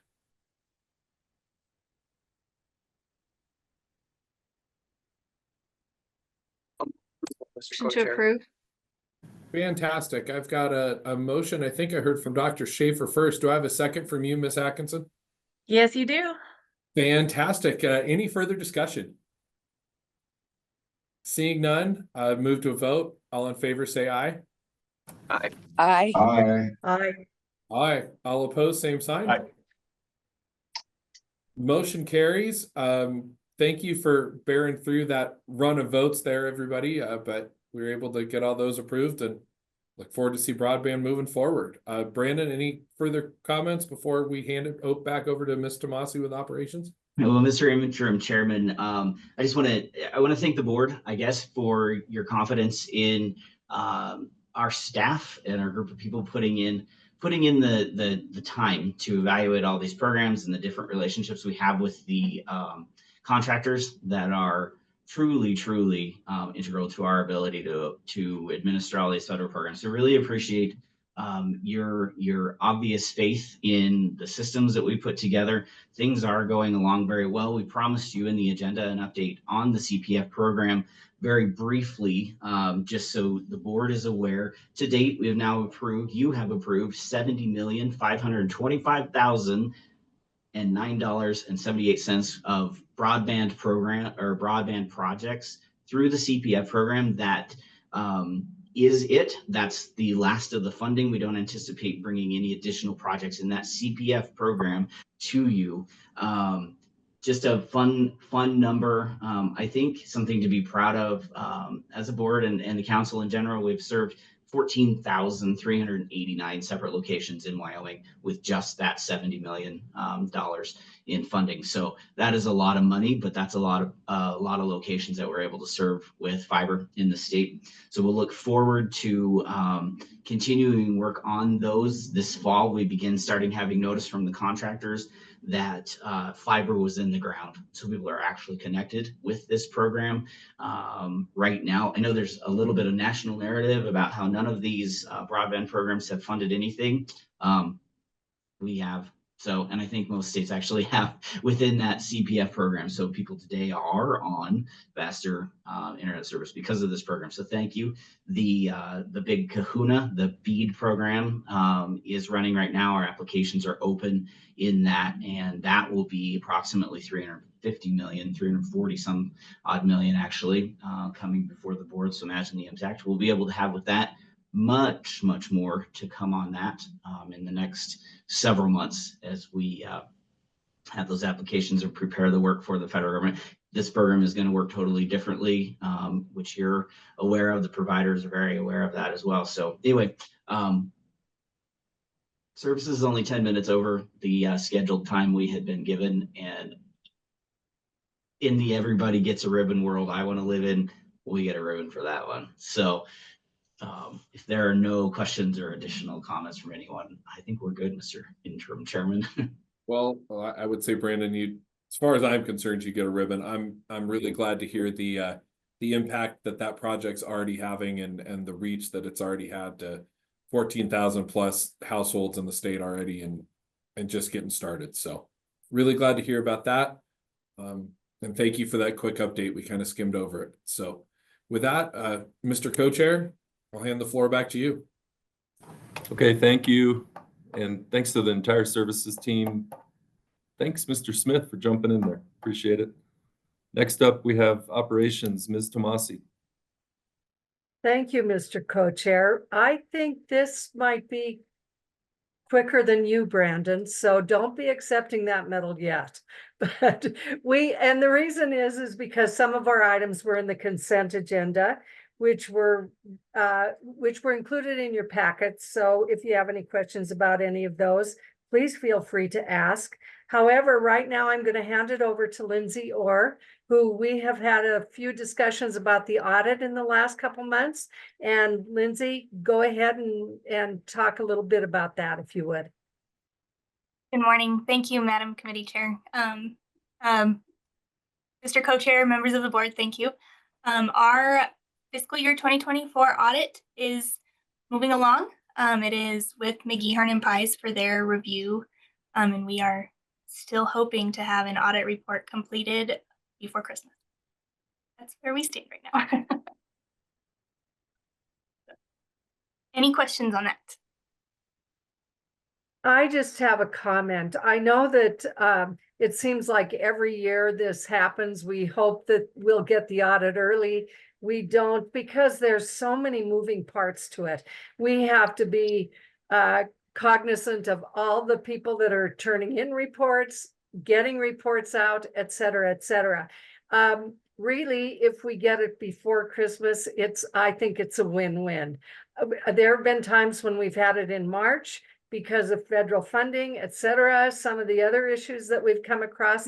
So Lindsay, if we do get it before Christmas, that would be awesome. Thank you. Yes, I agree. I'm actually hoping next year we will be able to have an audit report by this meeting. Next year, there is a lot of back and forth between us and some of the other state agencies. They wait on us, we wait on them, and so it seems like we are getting back on track. 2020 and all the CARES money is kind of where that started getting a little bit derailed with the federal requirements and like that. So yes. So does anybody have any questions for Lindsay about the audit? Ms. Tomasi, I've just got a quick question. Ms. Orr, any improvements after our audit last year and kind of where we learned some things going through that process that are making this a little smoother this year, I hope? Just wanted to kind of call out your efforts last year and see if we were seeing a benefit. Yeah, I think so. With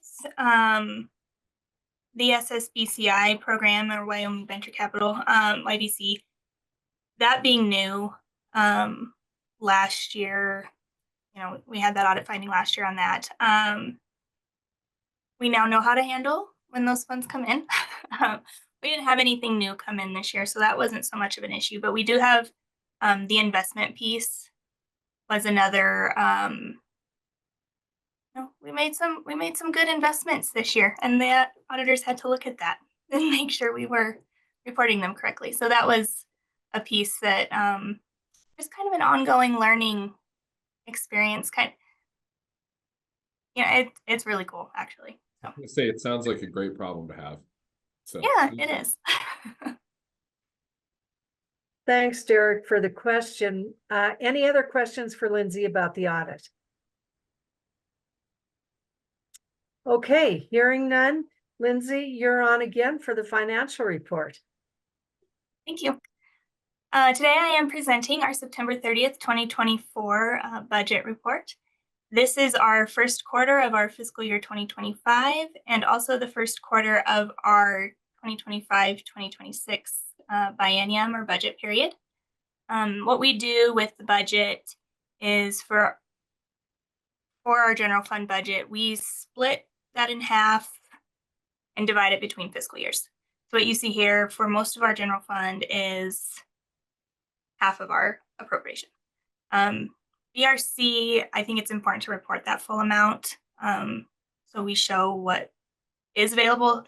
So as of September 30th, that BRC budget is our full biennium budget as of September 30th. So we look at, yes, thank you for sharing that, Ben. So our utilization for our general funds came in at 6.51%, which is because of that big BRC budget. As of September 30th, that made up almost 73% of our total fiscal year budget. So that just drives that rate down. When we exclude BRC, we're at 23.9% utilization on our general funds, which is right about where we need to be for this first quarter overall. You can see we've got a few lines that are greater than that. We've got the services, the strategic communications, community development. Those are showing higher utilization because of contracts that have been encumbered for the whole fiscal year. So those utilizations are going to be pretty consistent throughout the year as we move through the year. Asia Pacific Trade Office, you're going to see that's at 100%. That was a special appropriation from the legislature specifically for that work being done, and that contract take up that entire budget. Moving down into our federal fund section, our total expenditures so far for the quarter were about $316,000. Most of that is in the BEAD planning and for broadband. The other one we already kind of talked about, the State Small Business Credit Initiative or YBC. That is the program from Treasury with the investments. You'll see the available budget of $633,000. That is for our administrative expenditures. There was a portion of the funds we received set aside for those things. And the budget is only for the expenditures because there's no budget for balance sheet transactions when we make those investments. You'll see we've got available cash of almost $7.4 million, and that's what we have available to make more investments of. The $55,000 is interest we've received on that cash through the state treasurer's office. They hold those funds and invest them and manage them. So that is what the revenue is there. Moving down into our agency funds, the Economic Loan Development Fund had available cash of $12.4 million and had earned almost $322,000 for this first quarter. That makes up cash earned from the treasurer's office, interest earned, and then principal and interest payments received on the loans held within that fund. As of September 30th, we had an available budget of $439,000. So that is lower than we've seen in the past because we typically have our $25 million large loan budget in there. That is still in existence. We just haven't gotten it into our 2025 budget yet. Let's move down into the ARPA section. These are funds that have been subawarded to us by the state. We've got the Harvard project in there, the entrepreneurial mapping project Taylor discussed a little bit ago, and capital projects fund, which we all just heard about. So as of September 30th, we had put out $10 million. Most of that is grant money. There's some admin in there too, but most of that is the grant money that we just kind of talked about.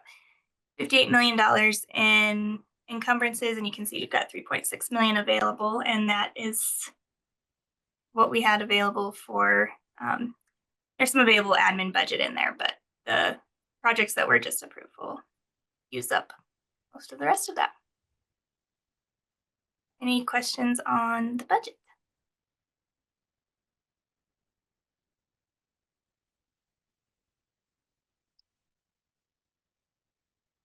I just have a comment. When we go through the budget in our committee, we do go pretty thoroughly into it, and Lindsay goes about line by line with this. So it's not just we're presenting the budget and nobody has anything to say about it. We do in the committee have a lot to say, usually a lot to say about it. So thank you, Lindsay.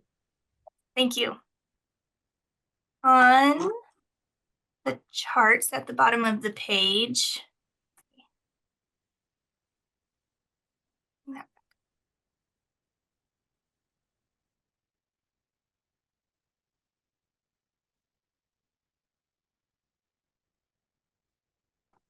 So I don't see the charts, Lindsay. Yeah. Make sure that's the. Okay, can you see it now? Yes. Okay.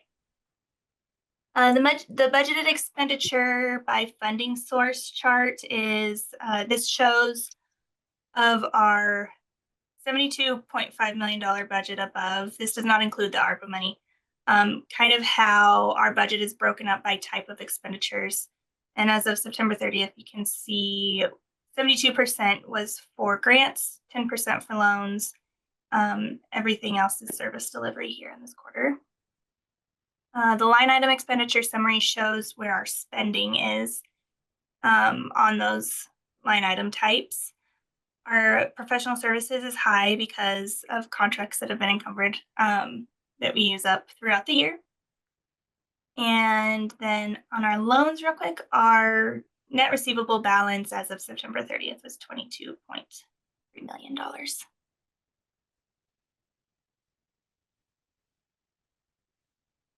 And that will do it for me unless there are any other questions. So do we have any questions for Lindsay? Okay, hearing none. One of the things that we do not put in the consent agenda is the financial report, because when we decided to do consent, agenda items. This was one thing we wanted to vote on every time and to make sure we had plenty of transparency. So this is an action item, so we need a motion to approve the financial report for today. So moves, Ms. Tomasi. Thank you, Derek. Do I hear a second? Second, Kathy, Chuck Brown. Thanks, Chuck. And is there any discussion? Hearing none, I'll call for a vote. All in favor? Aye. Aye. Aye. Any opposed? Okay, so the motion carries. The financial report is approved. Thank you, Lindsay. I know you've been packed with work the end of the year, but thank you very much. Thank you.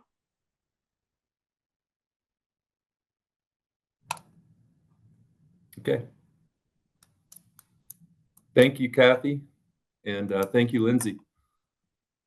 We are on to Strategy Execution Committee and Committee Chair Derek Smith. Well, we're back. Thank you for making back up part of the time that I lost earlier, Kathy. We'll get after it now, but just wanted to make a quick comment from my perspective before I hand it off to you, Sarah.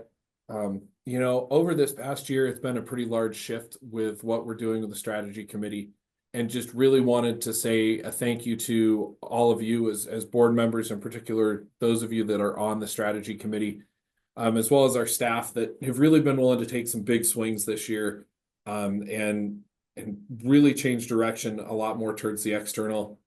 Sarah will talk about it a little more, but I also wanted to specifically call out Ron and Sarah and Josh and Bert for their effort, for really taking time and traveling around the state to reach out to some of our who were soon to be electeds before the elections happened, and really get out the word about the business council and the work being done, and really light that fire around collaboration and understanding of each other's perspectives. So just felt that was important to specifically call that out. And they've been pretty enlightening conversations, as some of you saw who were able to call in last night with the new Chairman Bear. You know, kind of forced some asking of more questions and seeking a deeper understanding. So it's been really exciting seeing what's happening and seeing where it heads. So with that, Sarah, I think I will hand it off to you. Thank you, Committee Chair and Mr. Co-Chair. It's a pleasure, as always, to be here. I'm going to go ahead and share my screen. Alrighty, we will just get right into it today.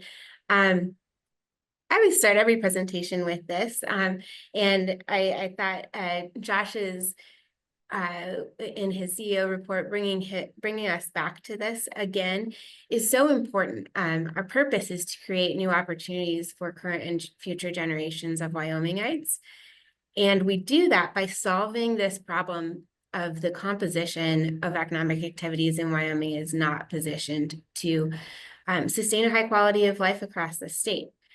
How do we do that? Well, one definition of strategy is simply strategy is how we turn what we have into what we need to get what we want. And that's what we keep doing every single day. That may change on a daily basis based on what we have that day, based on what we need that day and what we want that day. And that's sort of the beautiful thing about democracy is all of those pieces are changing as different transitions happen and as we make progress on what we're working on. So today we'll give you a little bit of some updates of what we've been doing in this strategy group and with the rest of the organization and with our team of thousands to do strategy, and then talk a little bit about the next steps in envisioning the year to come, which I'm very, very excited about, and then building the team to execute on our strategy. First in our updates, I want to turn this over to Amy Quick, and I'm not sure if she's in as a panelist, actually. I'm here, Sarah. Yep, there she is. I'll turn it over to Amy Quick, if you don't mind, to talk about our annual report, which will be published any day here. Thanks, Sarah, and good morning, board chair and board members and committee chair Smith. Good to see you all this morning virtually. Yes, I'm very excited to share that we are ahead of the game this year on our annual report. We are trying a new strategy. We are going to actually, so statutorily, this report is due for the legislature to show what we did over the past year, our benchmark report. And this year, in order to hopefully get it in more people's hands, on their screens, top of mind for them, we are going to send this out next week digitally to all of the legislators and stakeholders and partners. We're also going to hopefully mail it directly to their home addresses before legislature starts, the session starts, and then also get it to them at this session. And we have some other ideas too on how we can really expand this reach so that people can see it, because it in itself is a bit of a risk and an opportunity. We have taken the idea of an annual report the last few years and really stretched that. And it's exciting to me. We're really building a public narrative out of this report instead of just showing what we do and maybe beating our chests a little bit about the amazing investments and leadership and policy that we're doing all the time. But we're really telling a story of the why and why it matters. So the report, as you'll see when you get it next week, it talks about our challenges. And in this one, we really focus in on the challenge of the loss of know-how and that great panel discussion we had before our last board meeting with the UW students in Laramie. And then we dig into bold action and overcoming chicken and egg problems. And like Jill was talking, what the role of government is and how our role is not to solve problems, it's to be there to help fill gaps when nobody else can. And really pushing people through different examples that we can highlight on taking risks. We look at Evanston and the Avalon project that came before you and how that looked like a really great opportunity that unfortunately fell apart, but Evanston is able to capitalize and leverage that experience and that property, that infrastructure that was put in, that asset that we have to do something else and to keep growing. So that's really keeping that flywheel churning. And then also talking about the willingness to fail. If we don't try things and are not afraid to fail, we aren't innovating. So those themes are really consistent throughout the report, and I'm excited to get it to you next week and look forward to any feedback you have to share with us before we get it in print. So, and I'm happy to take any questions, but this is just a little teaser. Make sure you pay attention, it's coming soon. Thank you. If there aren't any questions for Amy, I'll keep on rocking and rolling. Last night we had a panel that included several folks that shared different perspectives from across the state. We had Rennie McKay, who's the president of the Business Alliance, our own Derek Smith. We had Patrick Collins, who's the mayor of Cheyenne, Rob Krieger, who is the executive director of the Wyoming Energy Authority, and then Representative John Bear, who's the incoming chair of the Joint Appropriations Committee. This panel was really meant to bring the themes of the annual report to life. Those themes of being willing to take risks when it's necessary and being willing to fail when it's necessary. And I think we did see, thanks to Derek and the others on the panel, we did see some examples of where that was able to happen.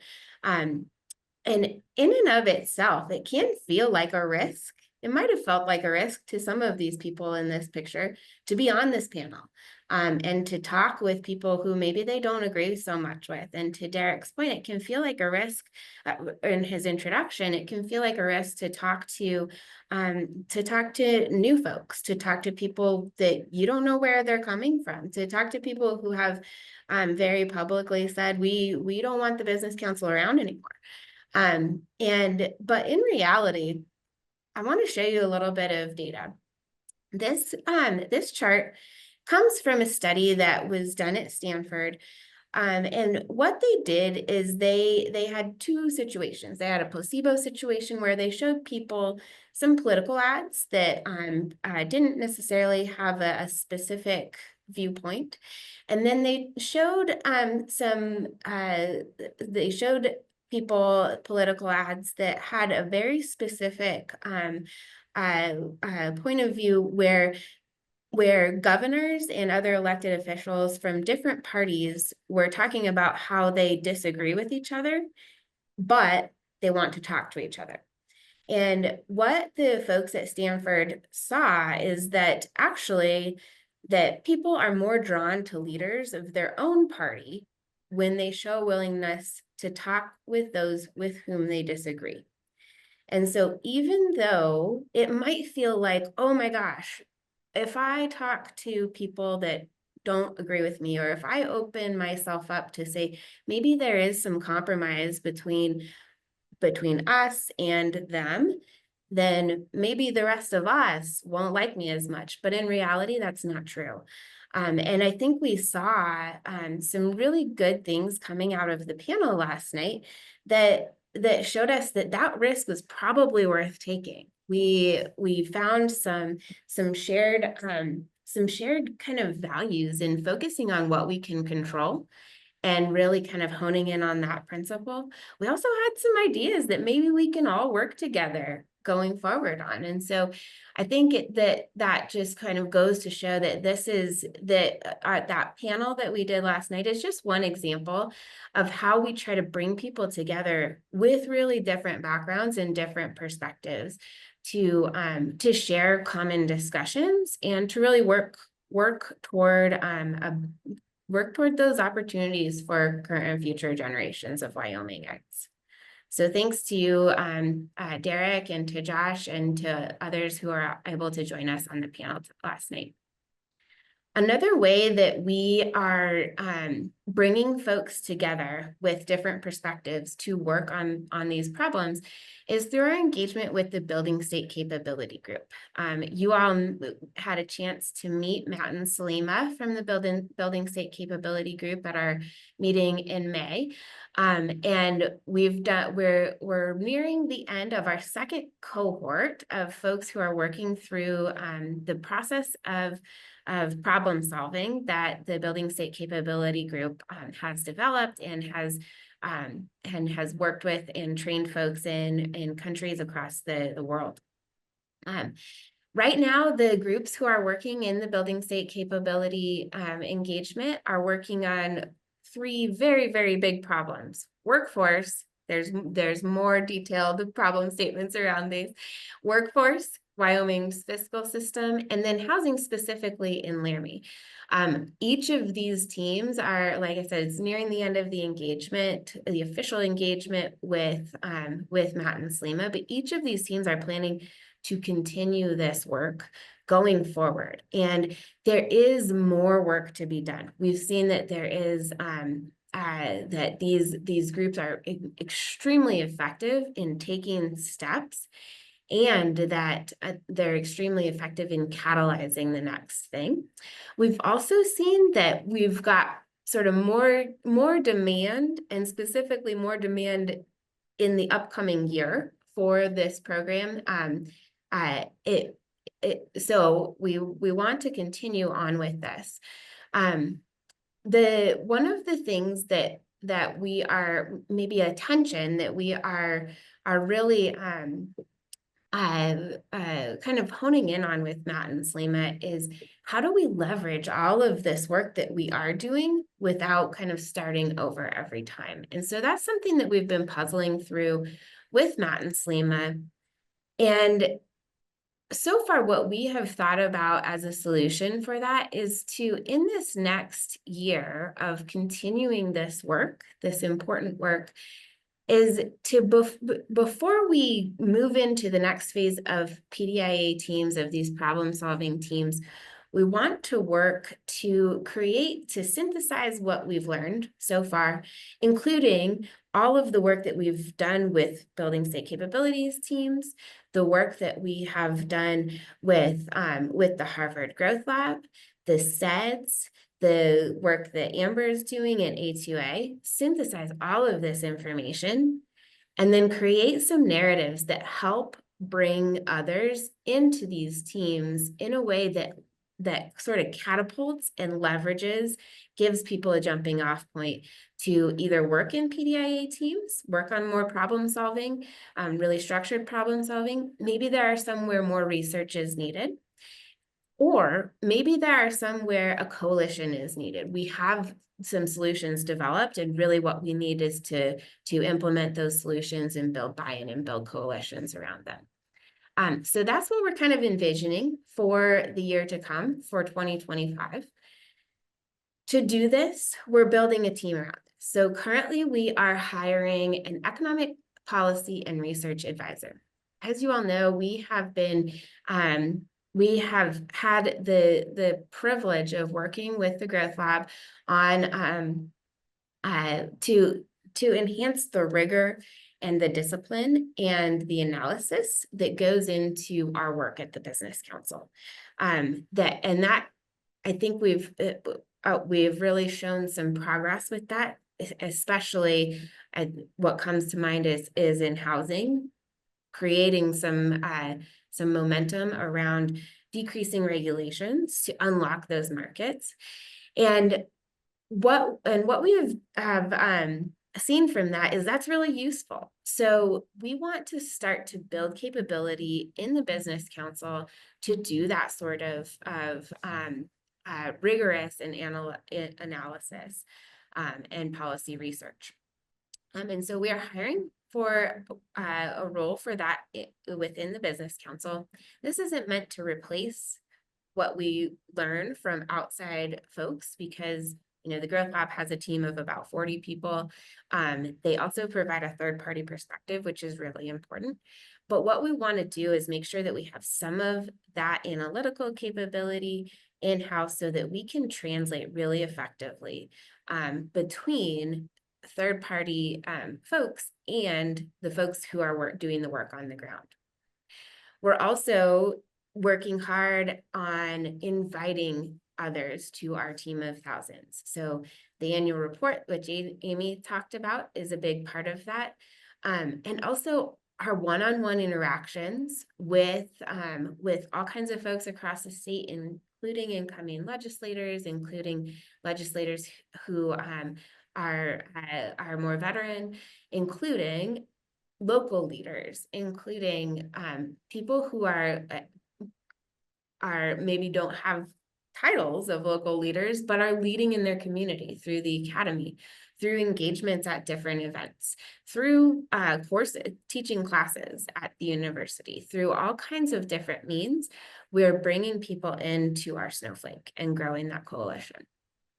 And then we're also building the team by learning, teaching, and doing. So we're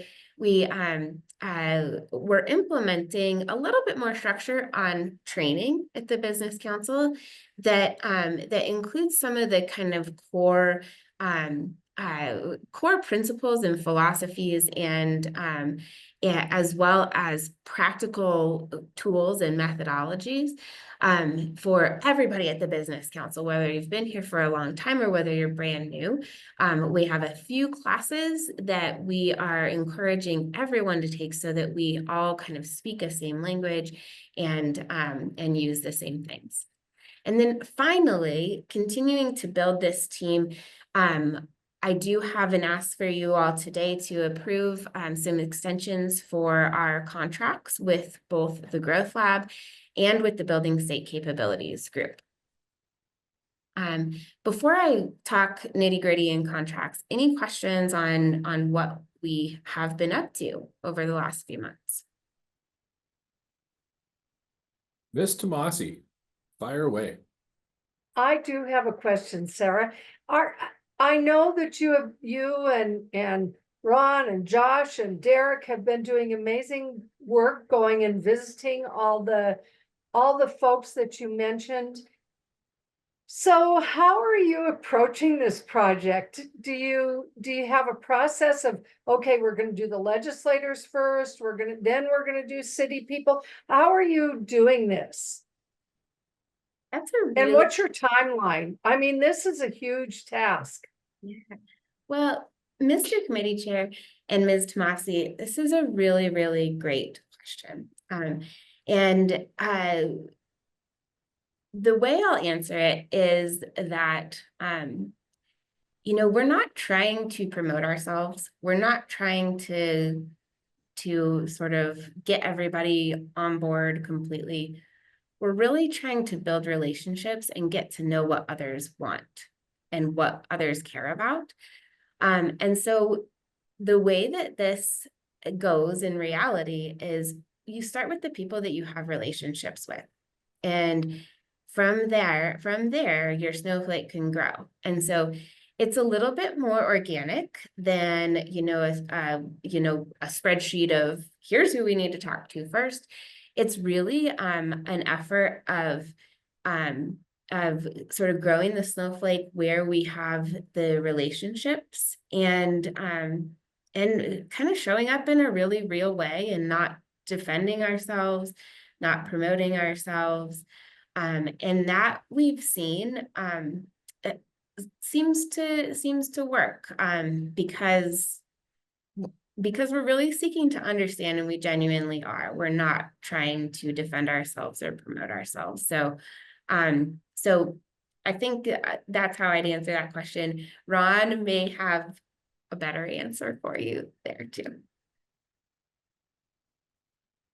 Thanks, Sarah. And Kathy, I would say from my end, how it kind of started snowballing between Sarah and I was really to meet with those members of SLIB, first, and that kind of grew into meeting with other legislators. But we did very much take that same approach in regards to meeting with those SLIB members of who did we have relationships with, who had we, kind of started working with in advance, and working through that list as well. Yes, Mr. Well, I Co-Chair. just. Oh, think it's sorry, a- Kathy. Well, I just think it's a wonderful thing that is happening, and relationships are so important in everything we do. So thank you for that. For sure. Mr. Co-Chair. Yeah, thank you, Mr. Committee Chair. Probably a bit of a related question to Kathy's, Sarah, you mentioned housing, which of course we cover and talk about a lot and work on a lot, and commonly talk about decreasing regulation. So can you get in the weeds just a little bit on that? Like what's the reception from people when we have those conversations, the stakeholders? What is there specific regulations, or is it just in general? I'm not sure exactly what we're all trying to target there. Mr. Committee Chair and Mr. Co-Chair, yeah, again, another excellent question. Happy to get in the weeds a little bit on there. So this is one area where the state has some authority. The Business Council has very little authority on this issue. And that's because most of the regulations we've found that impede development of housing in Wyoming are local regulations. And so there's a different landscape depending on what community you're talking about. There's also very different codes depending on what community you're talking about, and different receptions to changing those codes depending on what community you're talking about. Again, I'll use Cheyenne as an example because they have really, Mayor Collins and his team have really sort of taken this to heart. They feel the problem and they want to do something about it. They've changed a number of codes. One specifically, there are others, but one specific example is they had required a certain percentage of a facade to be made from a hard surface. And so and that was causing costs for developers to be prohibitively high, especially in types of housing that may have a lower price point. So the margins are a little bit skinnier there. And so the mayor and the city council and others in Cheyenne worked to change that code. And that decreased the cost of developers, especially in those, like I said, lower price point types of housing.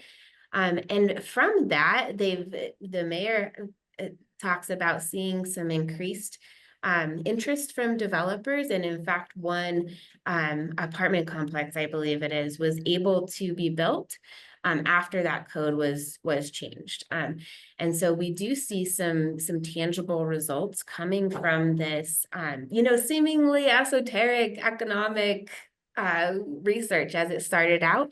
We're applying that at the local level, and really sort of we're fading into the background where we're using leadership at the business council level and trying to empower local leaders to get things done, and we're seeing it happening. Great, thank you.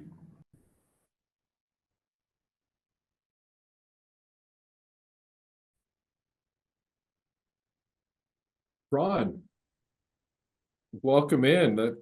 Feel free, jump in, share your thoughts. Thank you, Mr. Chairman. I thought I'd just follow up real quickly. I think Sarah did a good job of explaining the organic part of it. And it really is that. And I think Sarah did a good job of explaining why we're here today and talking about the next phase and what's coming in 2025. I think we've learned a lot. We have grown the snowflake. But I wanted to provide one example. Like I'm part of the fiscal systems team for the current building state capabilities effort that, sorry, turning off my phone. The 12-week course we're wrapping up this week, and the team I'm coaching, we have a city administrator, we have a town clerk, we have 2 people from other agencies, we have a regional director from our team, and I'm probably missing 1 or 2. But the point is we have a tool, so to speak, with BSC. And then we've got people coming together who we invited and agreed to make the 12-week commitment. Some of us kind of knew each other, parts of the team. Some of us didn't really know each other. And so we've started there with working with people, getting to know them, which when you work with people, you really understand them and the project more. And then almost weekly, the team members, a part of their assignment is to interview people. So as a result of our effort to create the Building State Capabilities Program, people who join us and do the work are building the snowflake for us. And so all of a sudden, that work is coming together, the PDIA process, the research. We're going to do a survey with city administrators and managers that hopefully will come out sometime in February. That's, I think, a key result of our group. And then we're gonna have some data, like in simplest terms, probably revenue in, revenue out in our local communities. And so as we look at 2025, we've done the foundational work. Now, where do we go with that? So I hope that answers Kathy's question, but it is partly using a tool and being educated on that so we can take the handoff. It's also partly organic, and it's partly creating leaders and giving them the knowledge so they can help us grow this snowflake, as Sarah says. I hope that helps.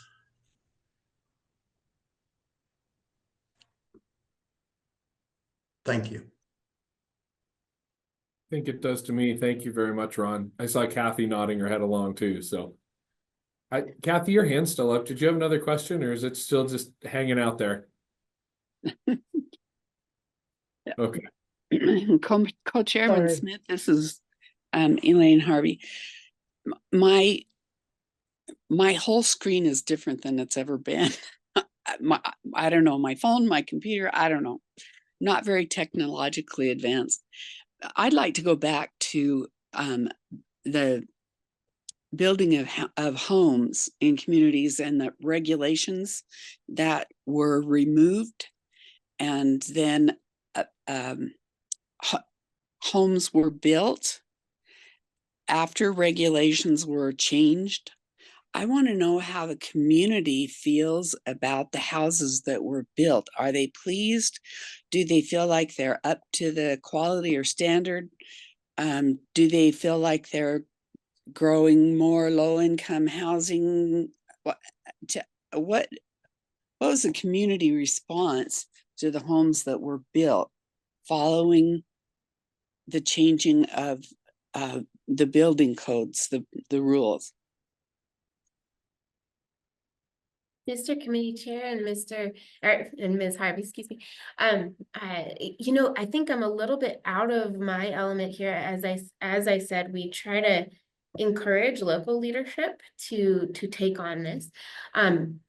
So I can tell you what I've heard from local leaders in Cheyenne, which is the response has been positive. I will say that, and we were talking with Mayor Collins about this last night. Each one of the decisions that you make when you're working on solving a complex problem creates outcomes, and those can create new problems to solve. And so I don't think that the mayor would say everybody's happy 100%, but and I'm not speaking for him in any way, shape, or form. But I think by and large that it has worked to solve the problem that they identified as the constraint to growth in Cheyenne. And could I ask what price points these homes were sold for? What type of homes were they? I guess I don't know how to ask that question. Yeah, Mr. Committee Chair and Ms. Harvey, I don't have that information off the top of my head, but we can certainly connect you with the folks at the local level who can provide more information. Okay, thank you. Yeah, thanks for those questions, Ms. Harvey. Dr. Schaefer, I have a feeling you probably have something you can add to that conversation from your I don't have all the details, Mr. Co-Chair, but Ms. Harvey, one of the two areas that I think there's been a significant focus, one is on higher density housing. And that's one of the areas. And then the single family housing is also the piece. And by reducing the amount of hard surface materials in code, as well as setbacks and a few things, regulation, they can make them pencil. I don't know that we've seen a lot of those projects come to completion yet to know exactly what they'll sell for and the price point. But my understanding that those have been the two general areas that we've been looking at for housing in the community. Thank you. Absolutely. Thank you for that local perspective, Dr. Schaefer. I figured you'd at least have a high level on that. So thanks for chiming in. I think with that, Sarah, if you want to launch into our first contract amendment with Harvard for the building state capabilities, that'd be fantastic. Sure. Thank you, Mr. Committee Chair. All right. So this slide has a lot of numbers on it, so I will go through it sort of methodically. So we have, as you all know, we're currently in engagements with several contractors for two main purposes. First is capability building for ourselves at the Business Council and for partners. So that's with the example that Ron was talking about with our fiscal system working group, as well as the other groups that have been working through the building state capability process. That's what that's for. And then we also have been, as you all know, engaged in contracts with the Growth Lab and with the UW Center for Business and Economic Analysis to help us with analytics and research support, really to build in that economic rigor to our decision making and to our policy leadership and investment actions that we take. What we're asking for today is to extend the Building State Capabilities contract, the Growth Lab contract, and then to add a new contract with an individual named Eric Protzer. You all, most of you have probably met Eric before. He is currently working with the Growth Lab, but has started his own company just due to the fact that he doesn't live in Boston. And Harvard has implemented a come back to work policy. And so we thought that given Eric's deep knowledge of the context in Wyoming and all of the work that he has been doing, we wanted to keep him on the team. And so that requires a new contract, but that will have exactly the same scope of work. So if you look in your board book, you've got two scopes of work.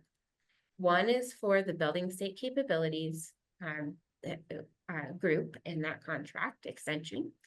And then the other one applies to both the Growth Lab and to Eric Protzer. They will be working in exactly the same capacity they have before.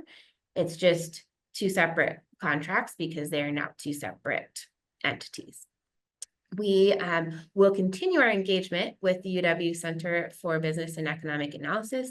That goes through June 2026. So we're not asking for an extension to that contract now.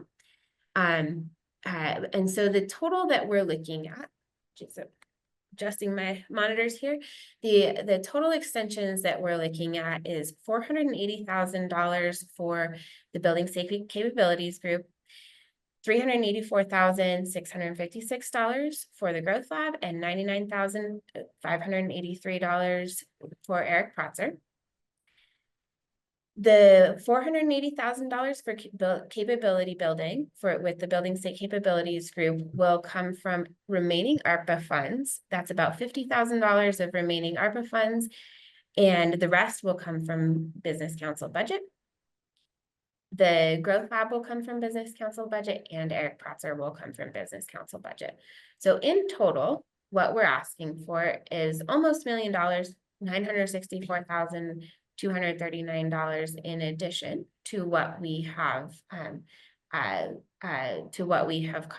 currently contracted with these contractors. And again, the reason for this is to continue the work that we have started out on. As I mentioned, we're working to build capabilities in the state and in-house to do this. But currently, we really feel that in order to continue the momentum that we have built in things like housing, but also in workforce, in fiscal systems, in power generation, and all kinds of the biggest problems that Wyoming's economy faces, we really feel we need to continue on with the relationships that we have with these current contractors. I can also break this down by funding source if that's useful, but I think I'll pause here on this slide with all the numbers on it and take questions if you have them.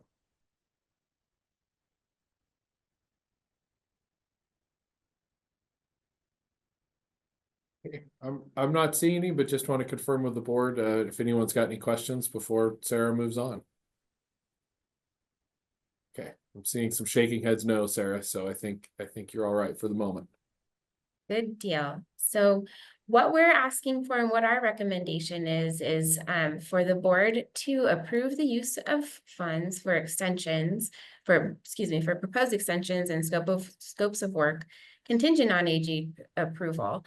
And again, those numbers just removing the totals in the previous amounts, what we're asking for is $964,239 approving the use of funds for extending two contracts and creating one with Eric Protzer. Fantastic. Thank you for that breakdown, Sarah. This will be one that we've got to do in two separate motions as well, but so we'll just start with the first one. We have a discussion on each if we want.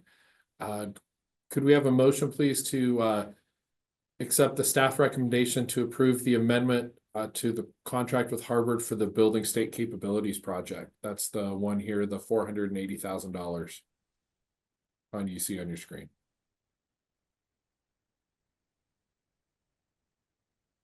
Derek, so moved. Fantastic. I have a motion from Ms. Tomasi. Do we have a second? Second. Fantastic. A second from Dr. Schaefer. Any further discussion? Seeing none, we'll carry this to a vote. All in favor of approving the contract signify by saying aye. Aye. Aye. Aye. All opposed, same sign. Motion carries. We'll move on to the second amendment, the second amendment, which is the one with Harvard regarding the Growth Lab. That's the $384,000 line item here. Do we have a motion for that?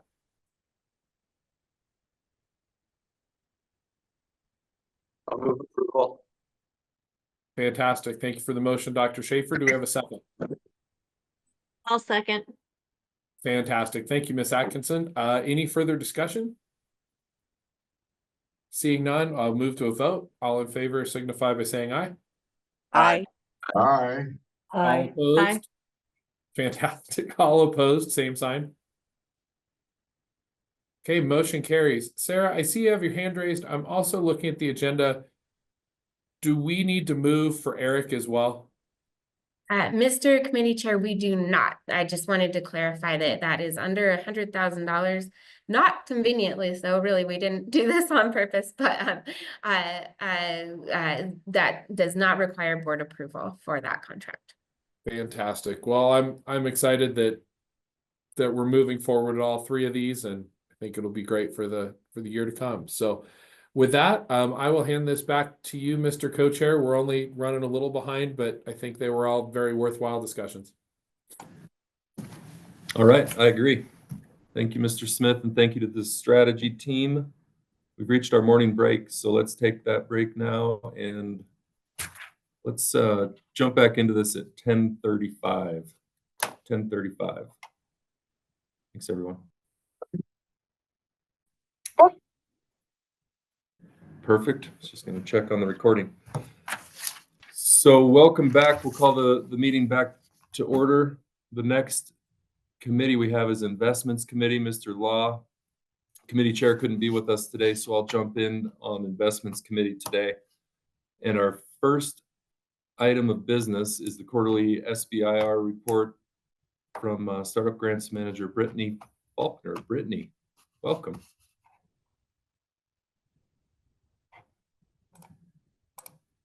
If Brittany's on. Oh, and just 1 minute, Mr. Co-Chair. Let me make sure that we've got everybody where they need to be. Okay, fair enough. Thank you. Jump the gun a little.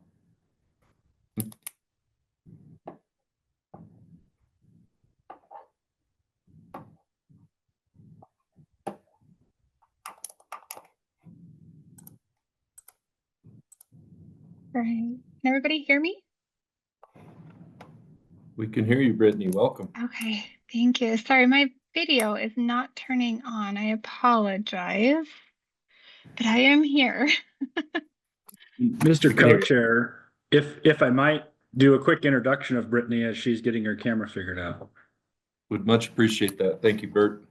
Sure. So Brittany recently joined our investments team. She joined in August, late August, just before our September board meeting, but was unable to make that. So quick introduction of Brittany. Brittany lives up in Powell, and she's going to be managing our Kickstart and our SBIR programs, and that's the update she's going to give you here in a little bit. She also loves learning. She's been amazing at data, flowcharts, giving us process flows as we look at different programs and how we want to launch these. And she's been a great addition to the whole team and specifically to our investments team. So Brittany, if you've got your camera figured out, I will. Yeah, it's still giving me a random Zoom error. And so in light of completely restarting, if it's okay if we continue without it, I apologize. It was working before, so I'm not sure what's going on. Oh, let me try and share.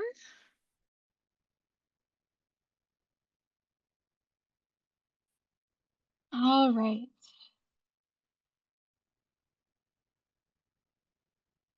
Everybody see my screen? Not yet, Brittany. Oh, there it is. Okay. Okay. Yes, we can. Awesome. All right. All right. So as Bert mentioned, we're going to go over the SBIR match grant quarterly report, and then we're going to give a little bit of a status update on the Kickstart grant program. So just as a little bit of a reminder for everybody, the SBIR match grant program began in 2018, and the first awards, based off of what Bert and I could find, they went out in late 2018, early 2019. It was a little bit fuzzy, but that's basically when the first awards went out. And since then, we've had 52 matching grants. Out of those 52 matching grants, those were given to 27 companies throughout the state of Wyoming. Just over 7.4 million matching funds were awarded against just over 30.1 million federal dollars. So those are federal funds that we were able to keep within the state due to the program requirements, which is fantastic. That's a 4-to-1 leverage ratio. And those dollars contributed to 187 jobs being within the state of Wyoming. In an effort to try and promote some of these companies a little bit more, being an entrepreneur is very difficult and it's kind of a labor of love. You don't really get a lot of kudos along the way. And so one of the things I'd like to try and do is give these companies and these entrepreneurs a little bit of a boost. So I'd like to highlight some of the recent recipients of the SBIR match grant. Native is a grant that we made against a phase 2 SBIR. It is the company's second match, and they're based in Evanston.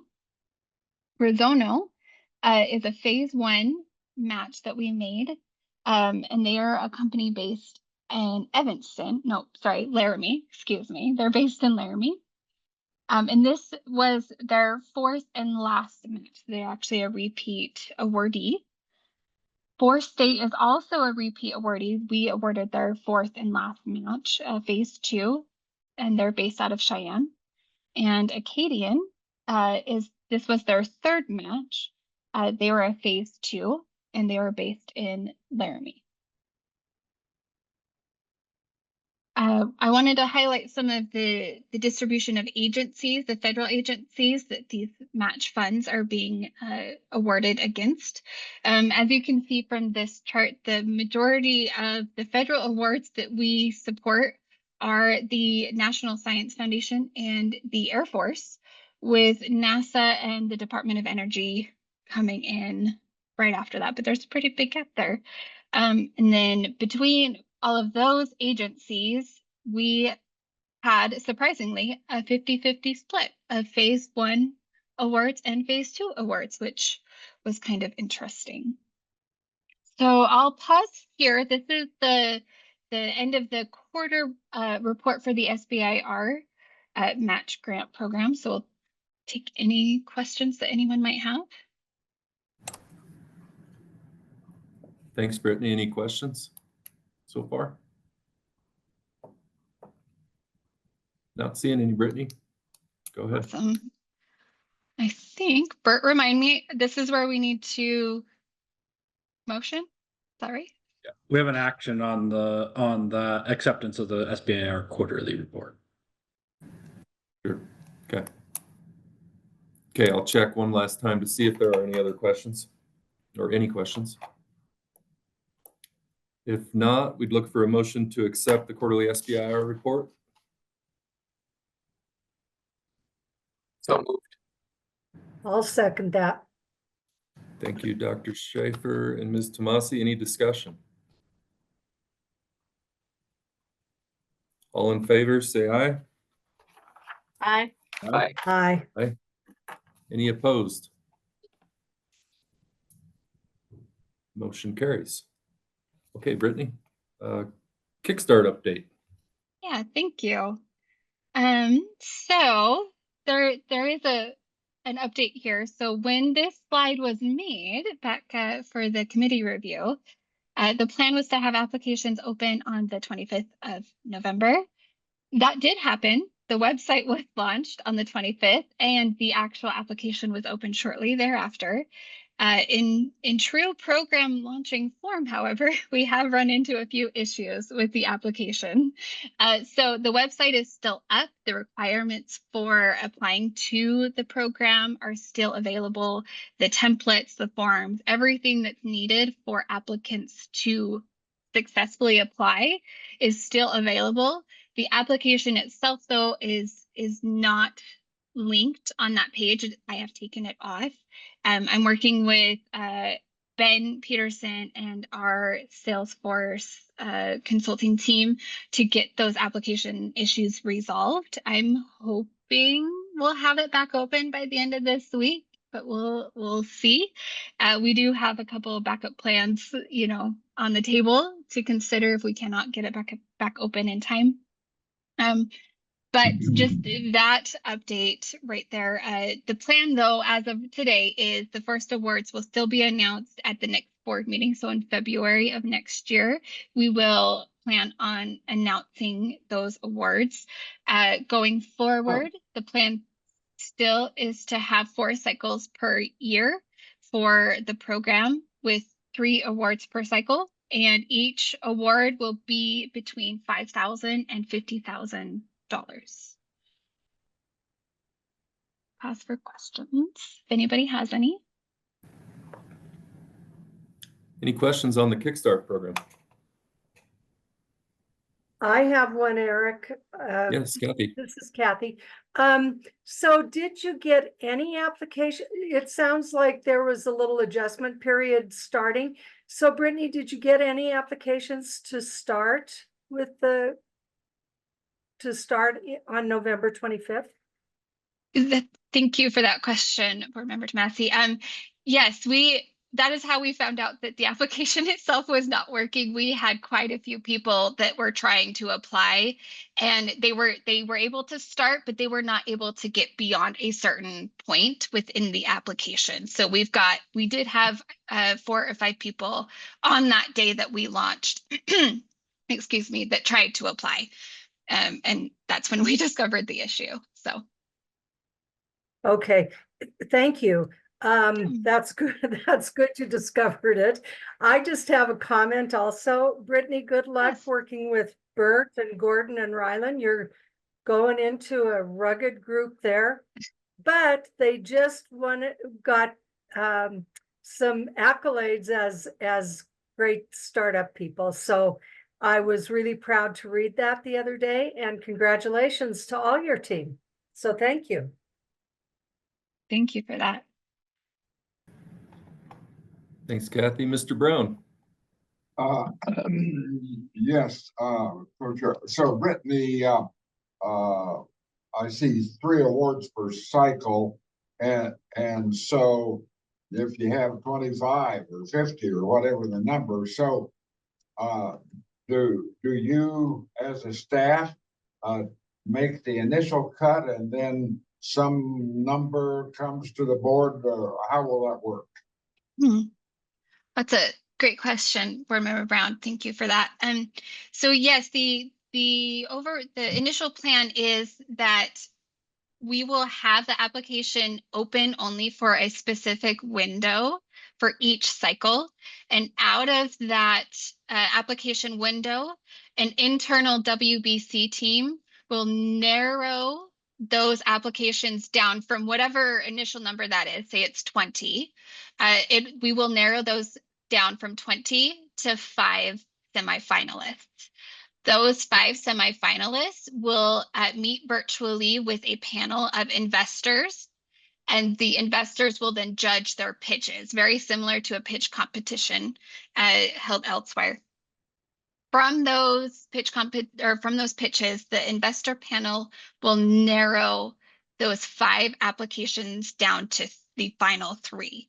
Those final 3 will then be the ones that go on to get the awards. However, a second panel of WBC members will be determining their actual award amount that will be presented at the board meeting.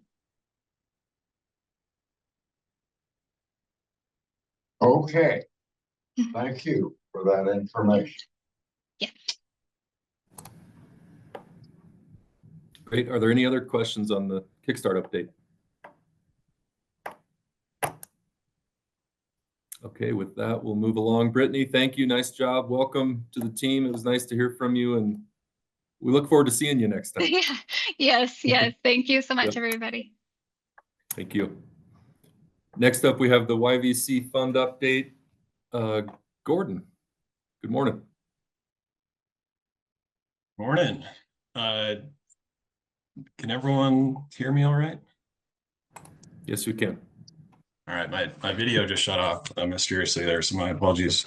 Good morning, members of the board, Mr. Co-Chair. Happy to present an update on YVC. I will share my screen. We did note that in one of the last versions of the board packet that YVC was not included. So if you're rifling through the material, it may not be there. But I believe Carrie is updating that now. So we should be able to make that adjustment quickly. You'll see that our slides have changed a little bit. I'll be covering similar content that we've covered in the past. And I can assure you that we're hopefully done with changing our template around for the foreseeable future, just to ensure that there's quick and easy navigation for everyone. Before I dive in, I did want to touch on Kathy's or Miss Tomasi's kind words. I'm not sure if everyone saw the press release, but our teammate Rylan O'Brien honored us in attending the International Chamber of Commerce Awards in Paris last week. And we're happy to celebrate that Wyoming and Wyoming Business Council's efforts were recognized as a global startup ecosystem rising star. So made some great connections there. I know we're going to continue to collaborate with similar ecosystems.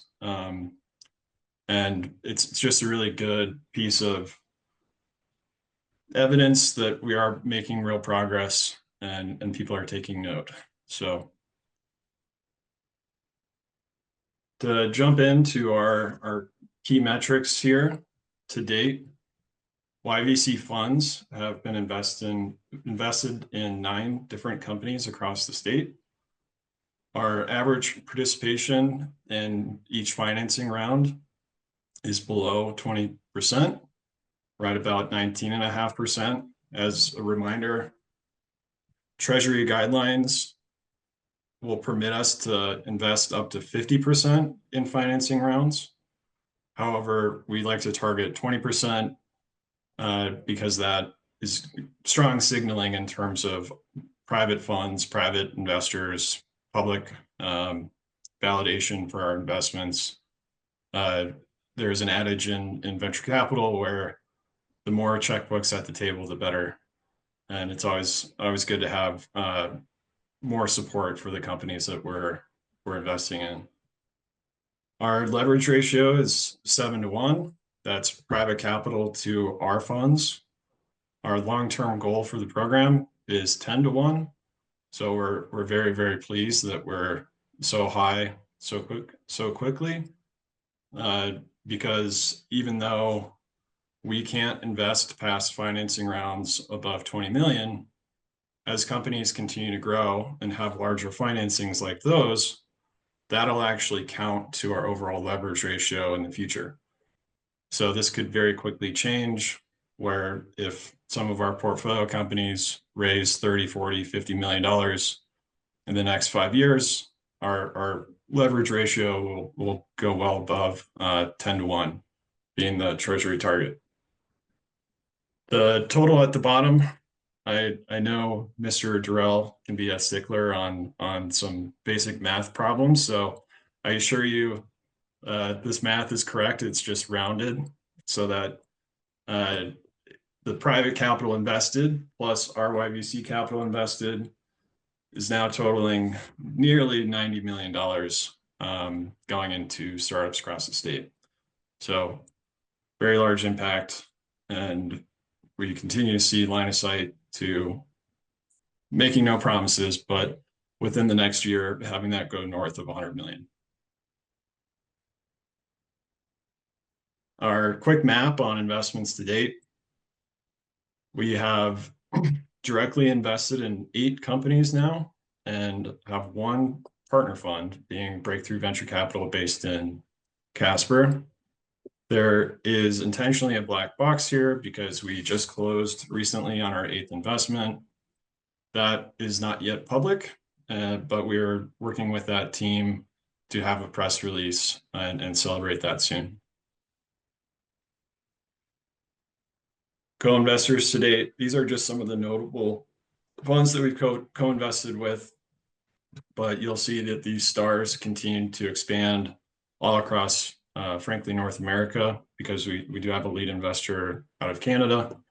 But those represent significant funds coming into Wyoming. The deployment, as a quick reassociation with these tables, this is looking back 3 quarters, and then the current data on the far right is as of November 15th, when we pulled this together for the investment committee. We have invested about $15 million as of this report, and that is inclusive of funds committed. So when investing in a venture fund, you actually commit funds, and then they do subsequent capital calls. So even though it's not technically invested, we include them both, because invested and obligated in terms of our treasury reporting, for example, are actually interchangeable, and when it relates to our tranche. You'll note the tranche tracker, we have surpassed our 80% threshold. As a quick reminder, 80% was the trigger for us to call our second tranche. We have started that process. And as a matter of fact, since this report was generated, our tranche remaining is actually closer to 14% now, as opposed to the 18% reflected here. At the bottom, not to be alarmed in terms of showing a negative balance of our tranche remaining, but this is a really, really strong indicator that once we do receive our second tranche, we will be in a position to continue deploying into strong investment opportunities across the state.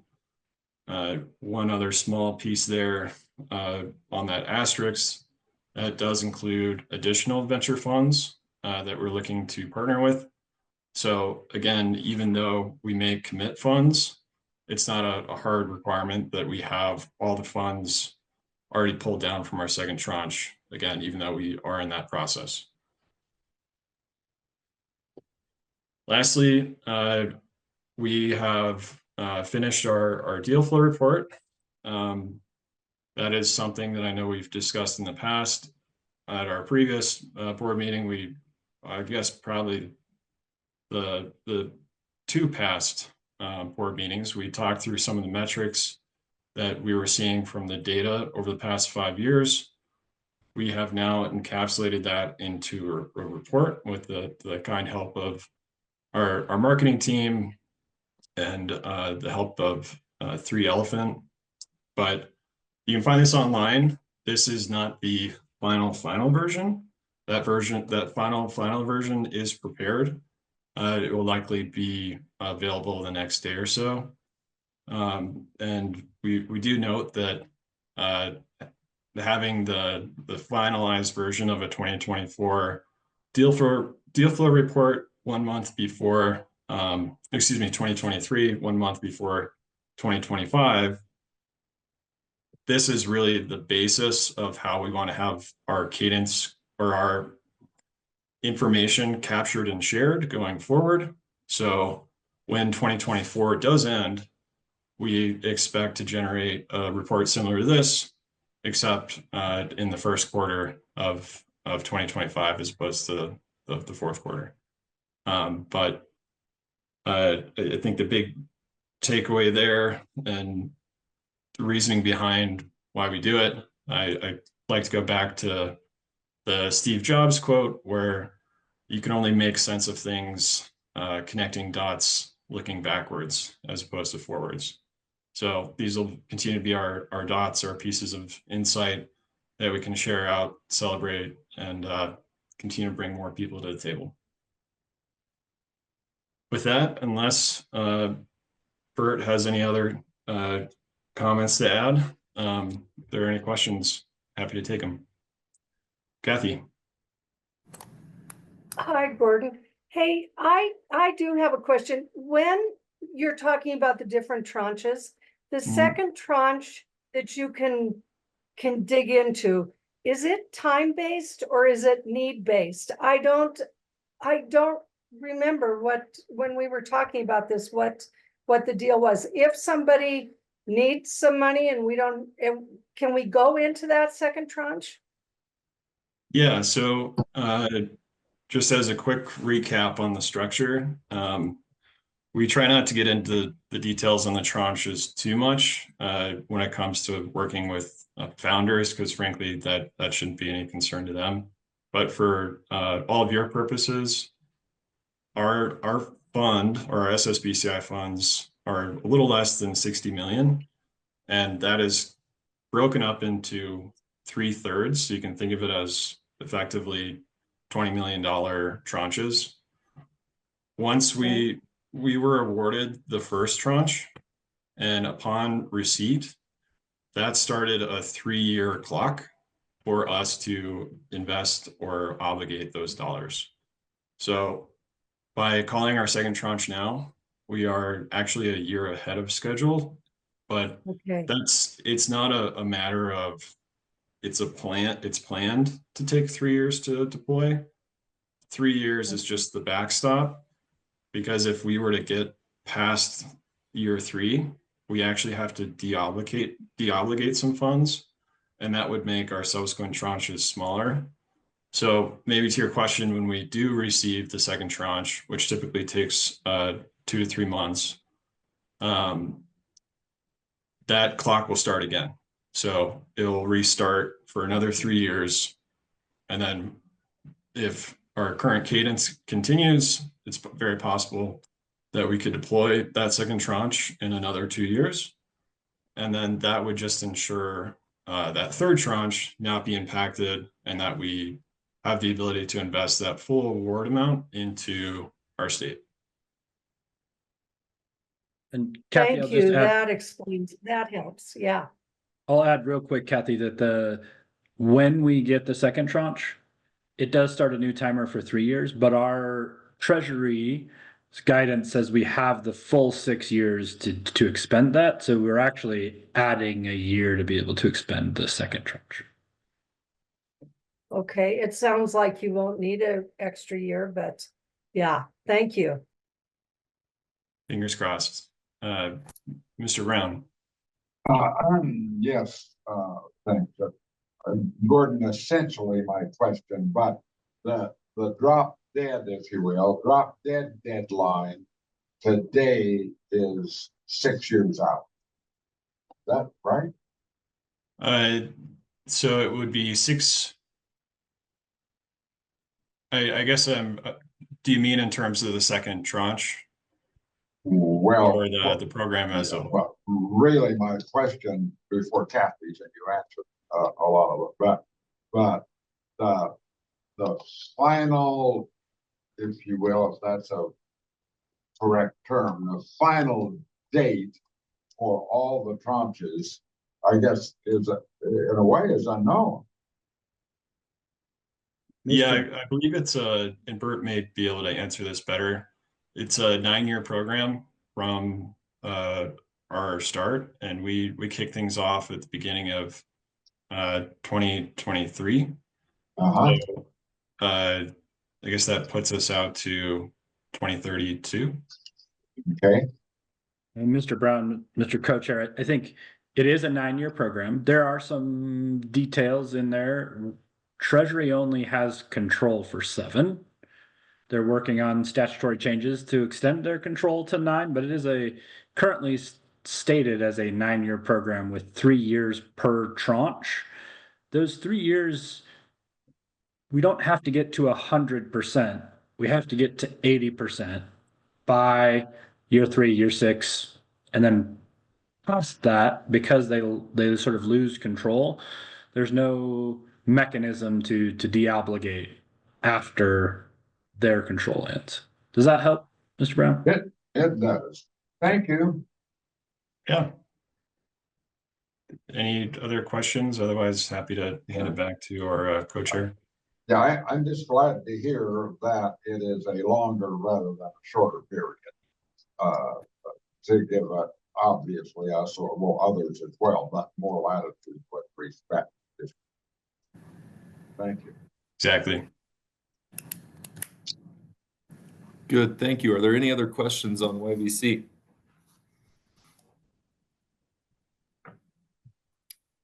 Seeing none, we'll move along. Thank you, Gordon. Nice job. And that's quite an accolade at the beginning that you mentioned. So that's exciting. Well done to all Appreciate involved. it. Yeah, we're pumped, and hopefully more will come out of it. And who knows, next year maybe we'll get the top award. We were the rising award this year, so it doesn't have to be next year, but it gives us another thing to keep building toward as a team. Yeah, perfect. Okay, thank you. Next up, we have succession loans. Mr. Wendling, I see you are joining. I'll turn it over to you. Thanks, John. Awesome. You hear me okay, Mr. Co-Chair? Yes, we can. Awesome. Well, thanks so much, Mr. Co-Chair. Members of the board, good morning. I have 3 succession loans for your consideration today. But I did want to mention, just go over one requirement we look at with these succession loans, since they are all succession loans. One thing is that we look at that for them to qualify for the program is that they've been in business for 7 years or operating in Wyoming for 7 years. And all these businesses have been involved and have been long-standing, successful Wyoming businesses, and they've provided service opportunities to Wyomingites. And they're just looking to continue to do so under new ownership. So that just wanted to cover that briefly. The first request for your consideration, it's a participation request from Little Horn State Bank out of Sheridan for the purchase of Rantech Incorporated out of Ranchester, Wyoming. It's a $500,000 succession loan participation. That is the max for our succession loans. It is on a $2.4 million total non-real estate loan. So this is just one part of the financing package that's being put together by the banker to make this purchase happen.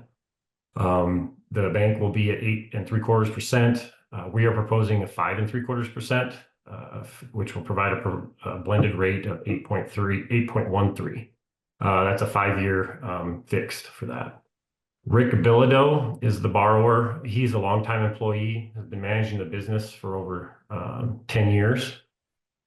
The company was established in 1982.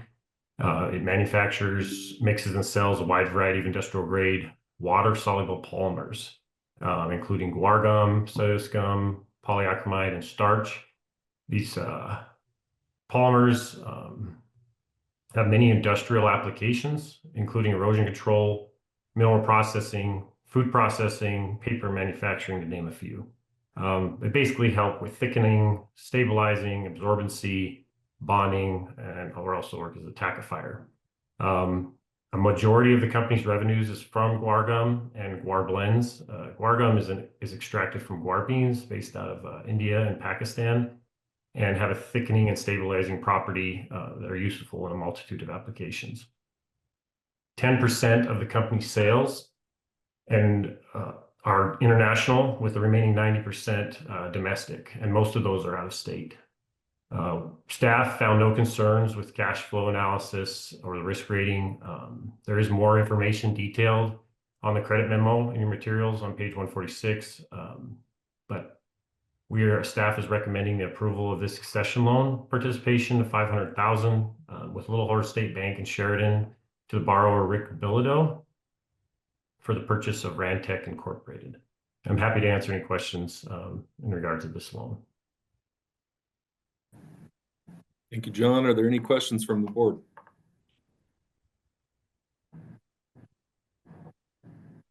If not, we'll consider a motion to approve the staff recommendation to approve this loan. So moved. Thank you, Derek. Second. Thank you, Joe. Any discussion? Hearing none, all in favor say aye. Aye. Aye. Aye. Aye. Any opposed? Motion carries. Back to you, John. Thank you, Mr. Co-Chair, members of the board. Second request For your consideration is a participation request from State Bank in Rock Springs. This is for the business Rock Springs Block Company located in Rock Springs. They're requesting a participation of $305,066 in succession loan financing on a total of $610,000 loan from the bank.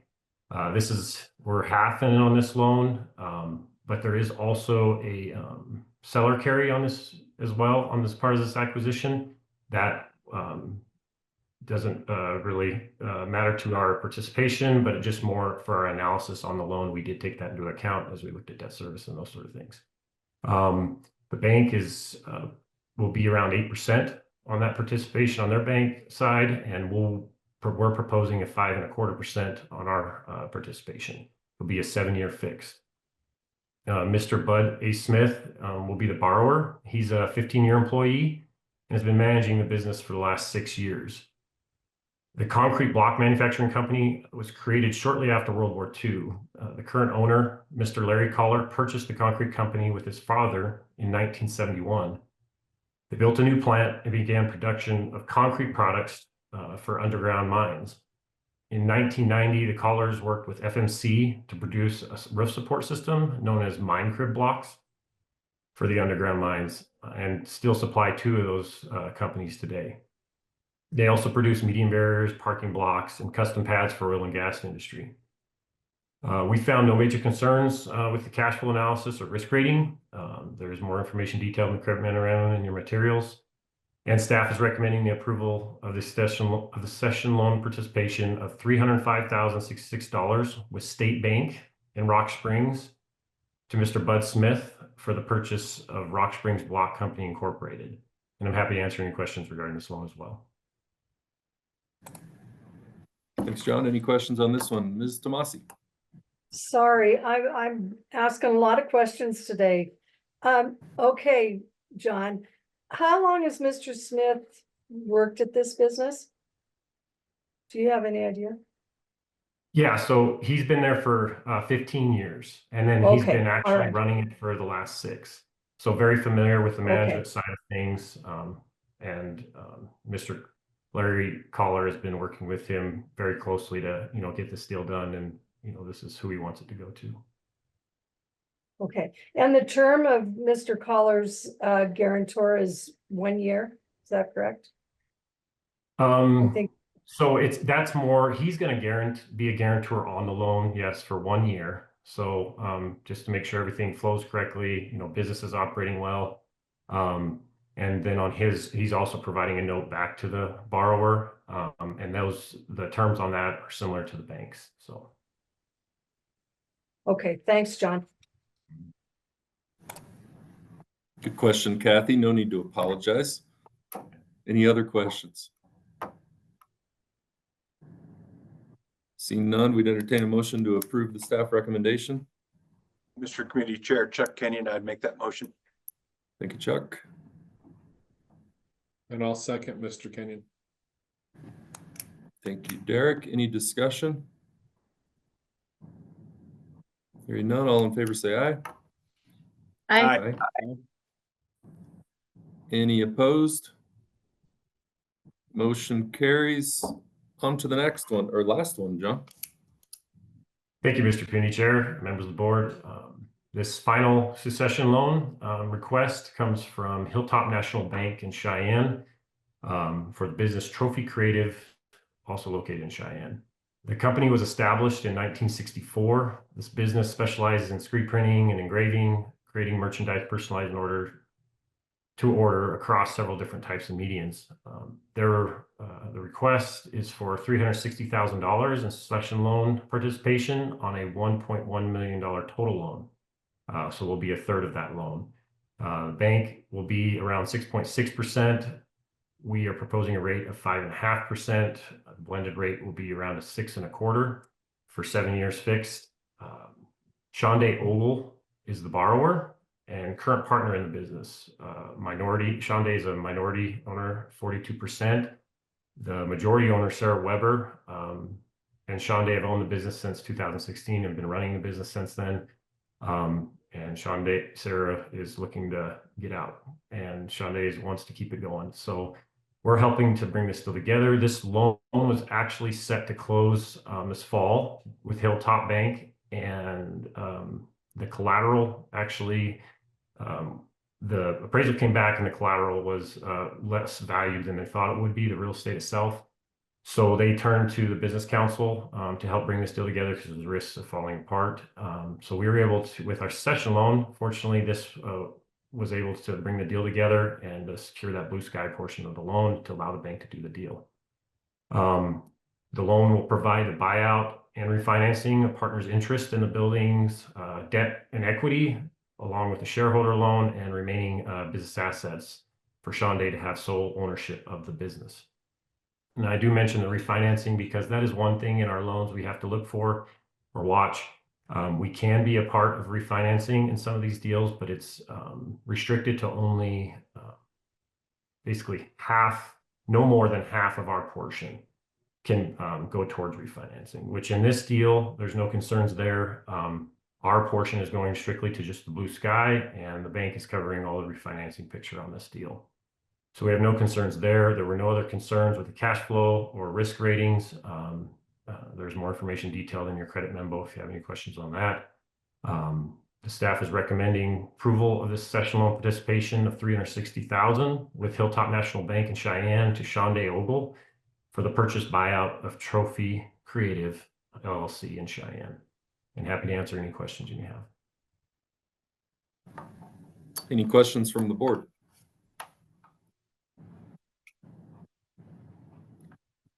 Not seeing any, so we'd look for a motion to approve staff recommendation. So moved. This is Kathy. Thank you, Kathy. This is Chuck. I'll second. Thank you, Chuck. Is there any discussion? Okay, all in favor say aye. Aye. Aye. Aye. Any opposed? Motion carries. Okay, thank you, John. Thank you, Mr. Appreciate Co-Chair, it. members of the board. Thank you. Moving on, we have the Business Ready Community final rules from Ms. Reed. Noelle, I'll turn it over to you. Good morning. Thank you, Mr. Co-Chair. I'm kind of weird saying good morning. I'm used to saying good afternoon most of the time. So, but yeah, it's great to see you. I'll go ahead and share my screen. I'll do a quick review of the rules, and then we'll go into the projects themselves. So as a reminder, at the September board meeting, the board approved the BRC draft rules. We went out for a 45-day public comment period. We did not receive any comments to the proposed rules that we sent out. So today we are asking or recommending for this board to adopt these rules as the final rules. And then we will finalize the rules process and update the application and the website once it goes through all the rule process with the governor's office. Just to kind of review what those proposed changes will be. For maximum awards for community readiness and business committed, we are changing that to the maximum award is the remaining amount in the BRC account at the time of application. We want communities to think bigger is really kind of what we're going at with that one. With revenue recapture, we are adding that the Business Council Board can waive a lower recapture amount. And then we are also simplifying the language a little bit in there just so it's easier for applicants to understand. We are adding that any revenue generating projects may incur servicing fees as we are now doing those in conjunction with loans, and loans also incur servicing fees. Match percentages, proposing to remove the matches from the rules and put them on the website. That will allow for some more flexibility in changing matches without having to go through a whole other rule revision process. And we're also removing the 5% match by the applicant requirement. It was a confusing requirement, and so we're just trying to be a little bit more user-friendly for our constituents. For progress reports, we are going to add that they must be up to date prior to approval of a request for fund disbursement. For managed data center projects, we are adding that the employees and the wages must be created positions. The purpose of this type of project is growth, and since the wages are calculated as part of the required match, we wanted to ensure that it was specifically for newly created jobs. And so just the next steps there is asking and recommending that you adopt the rules today. And then we will go through just the final rule process that we have to do with the governor and the Secretary of State. And then we will get the new rules up onto our website and incorporated into our application. Happy to answer any questions on that.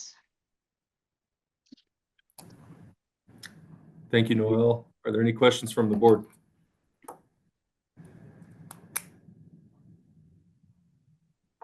So Noel, I think obviously everyone's aware and familiar with this as we move the draft rules forward the last meeting.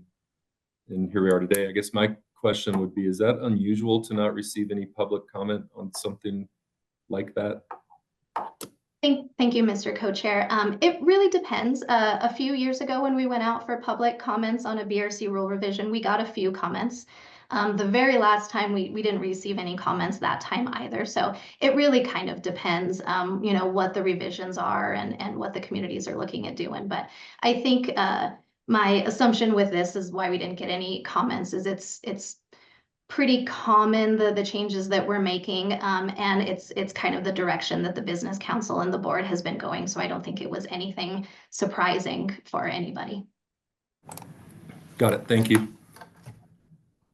Are there any other questions from the board on the BRC rules? If not, we'd look for a motion to adopt the business ready community rules. Mr. Chairman, I'll move. I would make a motion or second. I'll second it. Thank you. I got Joe and then I think that was Melissa. Any discussion? Hearing none, all in favor say aye. Aye. Aye. Aye. Are there any opposed? Motion carries. Okay, we are on to our BRC application. We have one today from the town of Guernsey, and Ms. Reed, I'll turn it back to you. Thank you, Mr. Co-Chair. That is correct. We have one application. It is a community project or community enhancement. They are requesting $750,000. Our recommendation is do not fund. And here's an overview of, we have about $74.4 million available in BRC funding today. The town of Guernsey requests a $750,000 community project grant to add 2,500 square feet of space to the Guernsey Senior Center and the Guernsey Public Library. This additional space will enable the community to provide additional services in the areas of public health, mental health, veteran services, and public meeting space. Furthermore, this project will create a space within the library for job training, job exploration, and entrepreneurial endeavors. This facility not only serves members of the Guernsey community, but also neighboring towns of Hartville, Wendover, and Lingle. The recommendation before you today is do not fund. The Senior Center currently has very limited space for existing public health services, and these services are often in a reading room located off the library that is not always private. The scope of the project will include more space for the Senior Center, as well as a conference room in the library that will be equipped with technology to foster entrepreneurship, job exploration, and job training opportunities. The community plans to keep some of the historical components of the building, add a covered entrance for loading and unloading patrons, as well as 2 new ADA compliant restrooms. This is a rendering of what they're looking at doing. So the light gray space here is the current footprint of their facility. So they are looking to expand it here for primarily activity center and meeting rooms and other spaces like that. And then they're going to kind of move some stuff around so where they can create a technology room or a large conference room here. The library would be here. The kitchen will remain right here, and they're not going to do any updates to it. And then their dining services and front office space will be located over here. There have been several partnerships developed to ensure success. including the Platte County School District Number 2, the Guernsey Economic and Tourism Development Corporation, and the Veterans Commission. The school district and the Veterans Commission have both indicated that they would use the facility for counseling sessions. John Bunning Transport has also indicated this project would be useful to them with workforce training and skills development as they expand their operations in Guernsey. And you can find several letters of support for this project beginning on page 182 of your board packets. The community has committed to a match that is 29% higher than what is required. The town has committed the land valued at about $67,000 as well as a $300,000 cash for the project. The Guernsey Economic and Tourism Development Corporation has committed $120,000 cash to the project. This is possible because of the development of the Guernsey Industrial Park and the sale and lease of lots in that park. The town is also contributing $15,000 towards ineligible project costs, and the school district has applied for a Wyoming Community Foundation Technology grant in the amount of $23,300. This project also has potential to increase entrepreneurial activity in the area. The community has reached out to our entrepreneurial services team on building and supporting that ecosystem. And they have also spoken with Eastern Wyoming College on the potential to offer non-credit and credit classes in Guernsey for entrepreneurs. Finally, this project will allow for increased and improved access to mental health services, veteran services, and counseling services, as well as potential for after-school programs in the future. This project aligns with the community's 2019 comprehensive plan by addressing the need for reliable high-speed internet, as well as community retention by improving the quality of life and providing opportunities for those who want to be there. This project also aligns with the state's economic development strategy by investing in downtowns, connectivity, and recreation to draw and retain knowledge and people. And it also aligns with the state strategy by adding value to core industries via the improvement of technology and access to web-based training. I wanted to talk a little bit as well about the community's tax structure. So they currently have 6% total. This is kind of where it comes from. So the Wyoming sales and use tax is 4%. The distribution to all communities is based on population. They have their local general purpose option at 1%. During fiscal year 24, that realized about $493,000. They also have a local special purpose option at 1%, and the town of Guernsey realized about $588,000. They are not currently utilizing the local economic development option. What Guernsey uses their local general purpose for is primarily their water system. And then the local special purpose, they use that primarily for parks and recreation, the food bank, operation and maintenance of the library and senior center, as well as some early childhood programming. We always look at compelling and concerning items for each of the projects. So the compelling items for this is that the local match percentage is 29% higher than what is required. They have established several partnerships and there is much support from the local community. And the community is willing and eager to build their capacity. They took several of our suggestions that we made during the site visit and acted on them quickly. So it's pretty obvious that they're very willing and wanting to grow and to build their capacity. Some of the concerning items, however, is that they are still developing those local entrepreneurial ecosystem tools, resources, and services. The project does have low potential to attract business or workforce.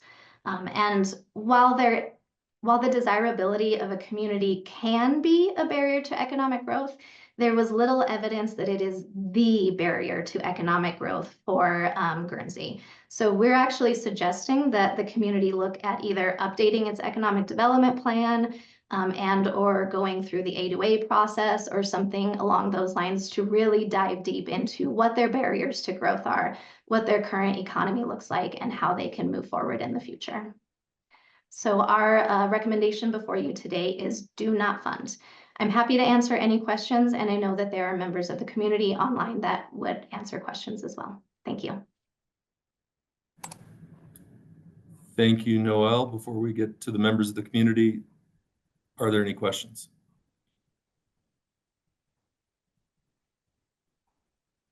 Ms. Tomasi. So Noel, this is a community enhancement project. Am I correct on that? Ms. Tomasi, that is correct.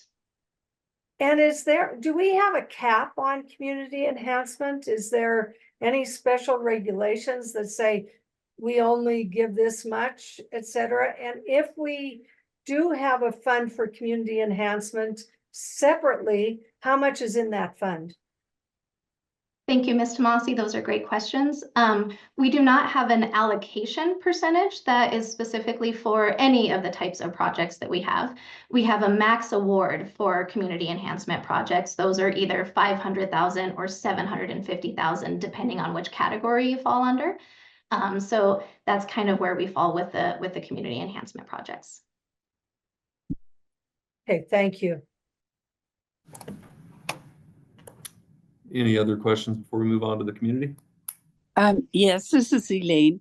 Have we done other projects? Have we done projects for other communities similar to this in the past?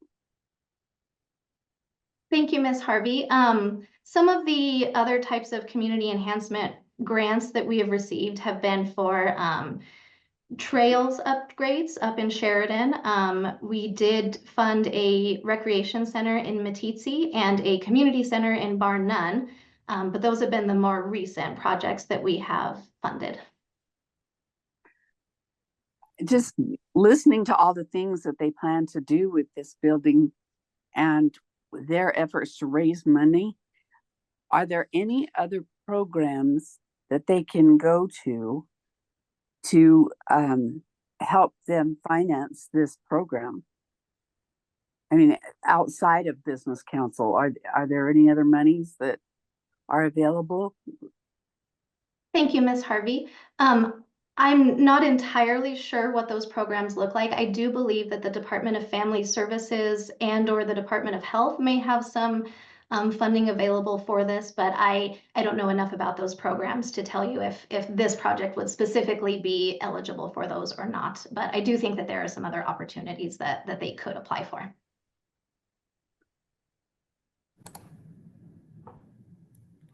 Thank you, Noel and Elaine. Mr. Durrell.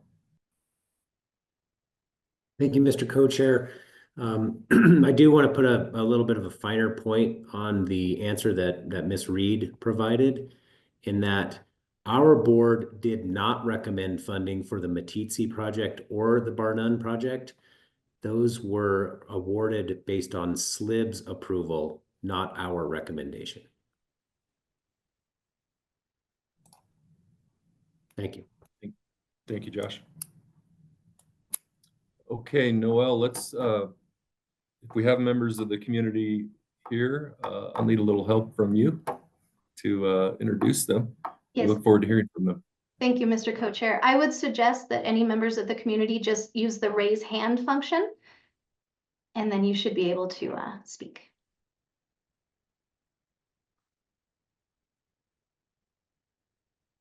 Mr. Co-Chair, Bruce Heimbeck. Yeah, there's a couple that have started raising their hands, so. Perfect. I see two new members of the community, or two members of the community in here. If you wouldn't mind introducing yourself, we'd love to hear from you. My name is Bruce Heimbuck. I used to work with community development in Guernsey for many years and was asked to come back and help them with this grant. And so I do have a couple comments to make, if that would be allowable at this time, Mr. Co-Chair. Yes, sir. The town of Guernsey saw the community projects grant program and as a way to improve the desirability of the community for its citizens and to make it more attractive to people looking to live and to work there. We've had some longtime employees, or excuse me, employers that need a stable workforce to continue to grow. Andy Fletcher from Bunning Transport is here and we'll have an opportunity hopefully to speak after I'm done. We've had some, this grant would ensure the viability of businesses to set a tone of entrepreneurialism and facilitate a working relationship with Eastern Wyoming College and also with maybe current and future businesses in Guernsey. And when we talk about that, we do have a major employer in town. And so it's worth us investing to make sure that we keep that employer in town.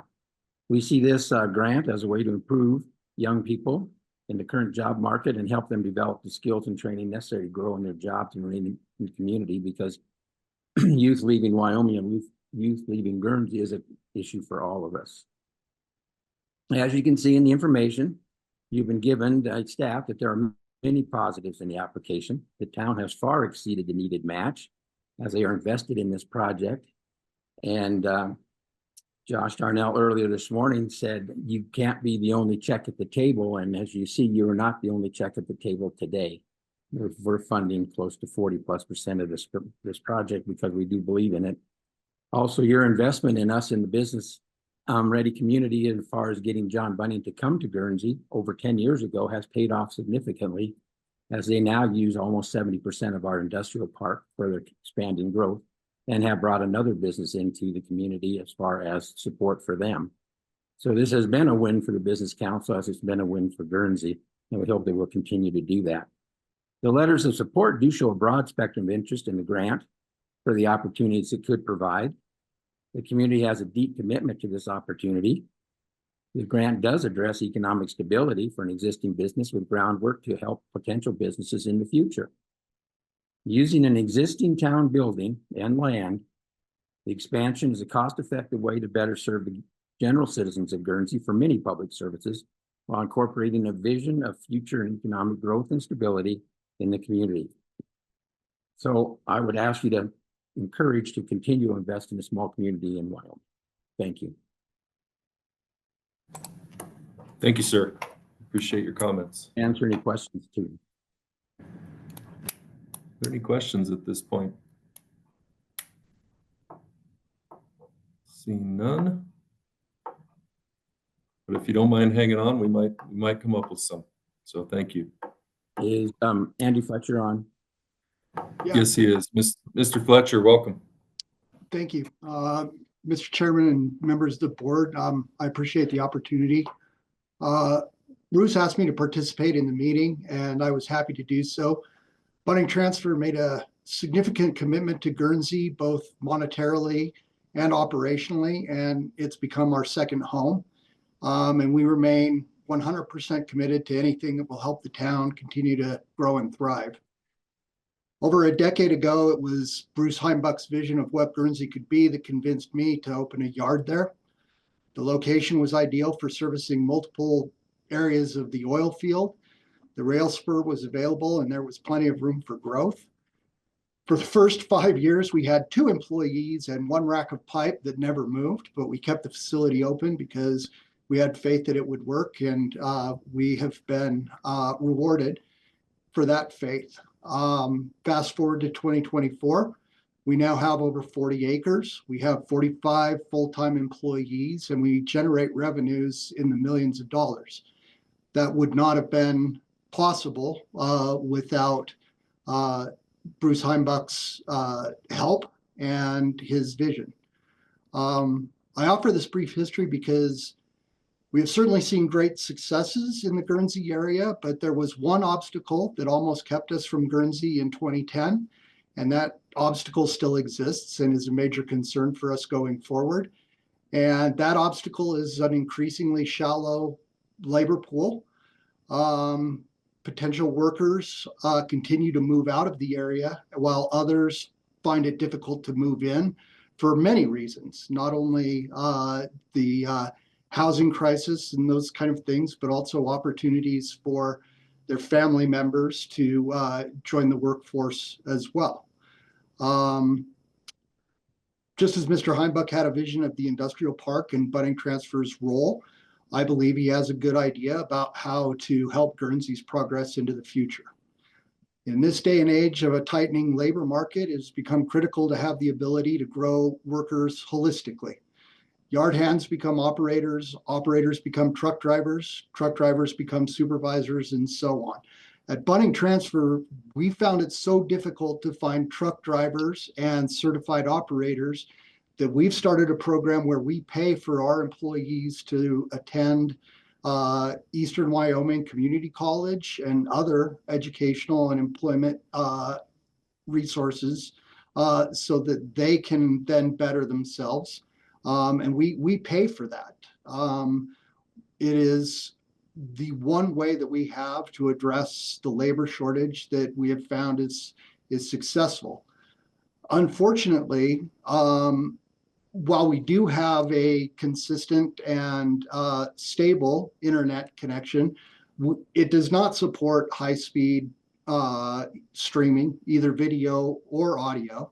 And so we find it difficult to have classes. We have, trainings and those kind of things that are needed to better the employees that we have or to onboard potential employees. It's my feeling that an enhanced library community center addresses multiple concerns that are intertwined with the labor crisis, and it does so in a way that benefits the community on multiple levels. While the potential to train existing employees, onboard potential workers, and collaborate with educational employment entities would mean a lot to Bunning Transfer, I think it would also mean an awful lot to the state, to the town of Guernsey, and to the surrounding area. And to do so in a beautiful new facility also makes Guernsey a more attractive place for people to relocate. I don't see a downside for the state to invest in this project. I fully endorse Mr. Heibuck's plan, and we're not going anywhere, but the potential for us to grow in an area that I see as a potential hotspot and a hub for the oil and gas industry is certainly at risk. We're going to stay and we're at a happy spot, but if there's going to be growth, there needs to be opportunity to enhance the workforce community. That's all I have to say, and I appreciate the opportunity. Thank you, Mr. Fletcher. So we'll check in here to see if there's any questions from the board for members of the community or for Noel. Kathy. I have a couple questions. They're both for Bruce, probably. So Bruce, I'm just interested in knowing, how did you get the $300,000 match? I know in communities the size of yours, getting that kind of money is difficult. What did you do to get it? The mayor contacted me about the possibility of, doing something in this area. And I said, well, you're going to have to find some funds. I said, talk to Drew and see where we're at with that. And Drew did indicate that this program would be a match, appropriate match for us to do that. Understanding the scope of the project, I went to the city council. I said, if you want this to happen, you're going to have to put some money in it. And you need to put in at least $300,000. And they said, okay. And then I went to economic development because they also had some funds because of the work they've done in the industrial park. I said, you need to be a partner in this also. I need at least $120,000 from you because I had talked to an architect about the potential cost of the project and knowing what we could potentially get from the grant, which was the maximum amount. And it was, I would like to address the fact, could we go to other places? The answer is we could try. We don't know that those exist, as Noel said. But the bottom line is you have funds and this is an appropriate project for this to do.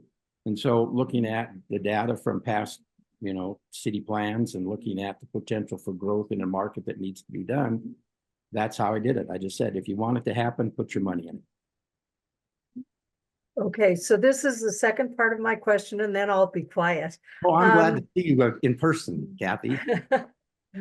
Okay, yeah, I know. I was at the site visit and it was really interesting. So I'm looking at the concerning factors with this project, and the staff suggests the community look at updating its economic development plan and to determine actual barriers of growth. Have you folks talked about that among the mayor, council, et cetera?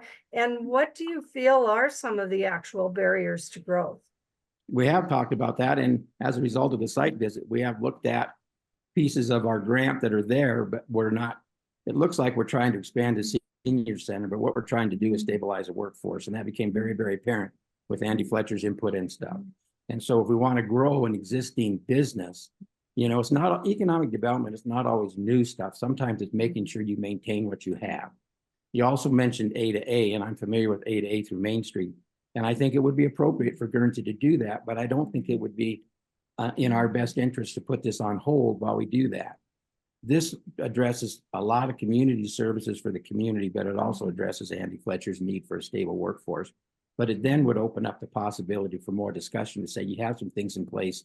How do we better use them now that we have them, and go forward with A to A and making us look at that? Because the grant does say we're looking at helping Fletcher, Andy Fletcher with Bunning, but we're also open to the suggestion of what we could do down the road. Now, this is kind of a silly comment, but it was one that kind of brought home to me, and I remembered it in the sense that business in Wyoming is a lot of small business. And a comment was made by a young lady in town to say, you mean this might help me figure out how to open a dog grooming business? And the answer is yes, it might. So it's not always big business that comes in. Sometimes it's those little guys that have an idea that understand how they could just find the resources to move it forward. Does that answer your question? Yes, it does. Thank you. Okay, are there any other questions from the board? Eric? Thank you, Eric. Bruce, this is probably a you question, but I kind of wanted to bring this conversation around to where we started with Josh at the beginning of the meeting and what we've been talking about for a while in regards to the flywheel and looking at this kind of project. How would Guernsey plan to use or lever, this project to really start that economic flywheel or to continue it moving? I think you were starting to allude to it there, Bruce, but I think that's one of the things we as the Business Council have to look at is really how do projects not just meet criteria, but how do they make that flywheel move forward and continue to spur growth, not just in sustaining existing businesses, but growing more jobs and more opportunities. So I guess can you answer that, kind of how this would help to move that flywheel forward? I can, and I think as a result of that site visit, I understand the importance of that. But Andy did talk about the idea if we can get young people into the yard, we can start to grow and groom them for positions down there, which then opens up more and more potential. Also, if a business is looking to relocate or looking to see whether or not a community is a fit for them, if they see a vital community, a vital program there, a vital employer that understands he can address workforce issues and that then I think we become more attractive to new businesses coming in. If you come into a business or come into a community and see a business that's barely hanging on because they can't do a couple of things that are critical, you're going to say, well, that might be the same thing that might affect me. But if you see an employer that's finding workforce and training workforce and seeing how they grow them into the productive people they need at higher levels, I think they see a model that they say, yeah, this could work for us too. Great. Thank you, Bruce. Thank you for that. Are there any other questions from the board for the members of the community or Noel? Ms. Atkinson, go ahead. Thank you. I'm just wondering if if Guernsey High School is involved with the Governor's Ride pilot program that focuses on workforce development for our high school students and student-centered individualized learning. I do not know the answer to that. Okay, thank you. Okay, any other questions?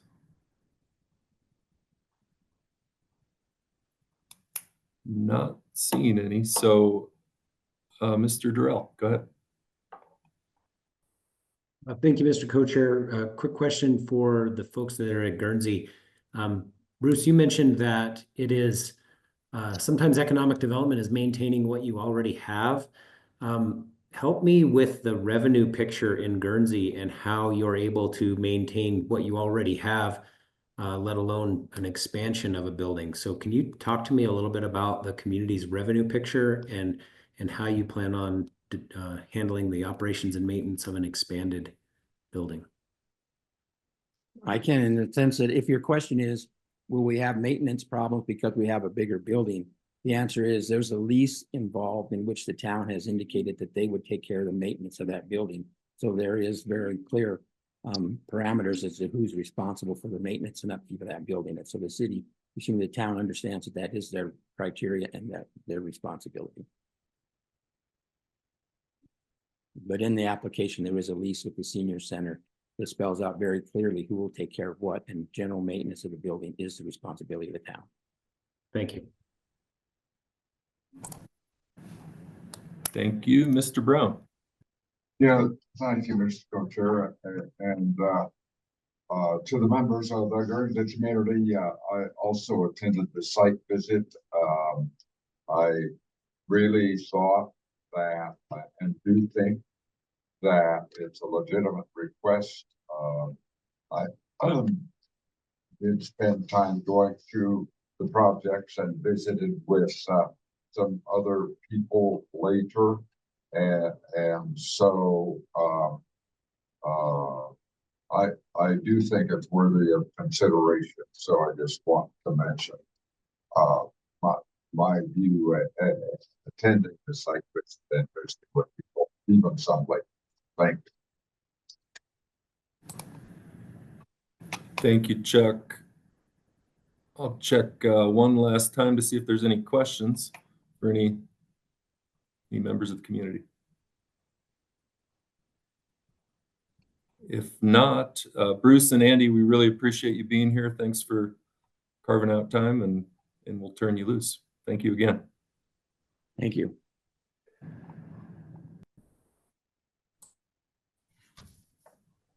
Okay, so I imagine there'll be some board discussion on the application. Procedurally, I think that works best if we have that discussion contained within the motion. And procedurally, that motion tends to be cleaner if it's centered around the staff recommendation. And then we can kind of go from there with a roll call vote. But I think the first order of business would be I would entertain a motion on the project.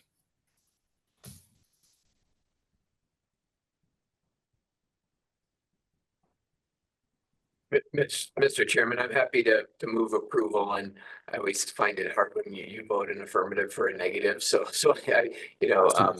I think for discussion, if it's okay, I would move that the board approve the request, knowing that the staff recommendation is to not approve it. It'll be easier for us to vote and be clear, unless you'd rather have it the other way. I can move it either way, but I just worry about the confusion of the vote when you have a do not request. Sure. Eric, I'll second that if it's exactly what Joe said. It was a tough time last board meeting, so I think we need to be perfectly clear on this, what we're voting on. And yeah, I think Joe said it very succinctly. Okay, so to make sure we're clear on that, Joe, your recommendation or your motion is to fund the project. That is my recommendation to get the discussion going, yes.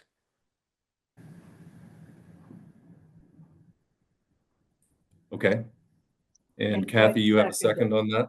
Yep. And then, Mr. Chairman, if it is okay, I would be happy to start the conversation and maybe make it a little bit easier here. Sure. And before we do that, Noel, in terms of the recommendation to fund the initial application, was it 100% grant?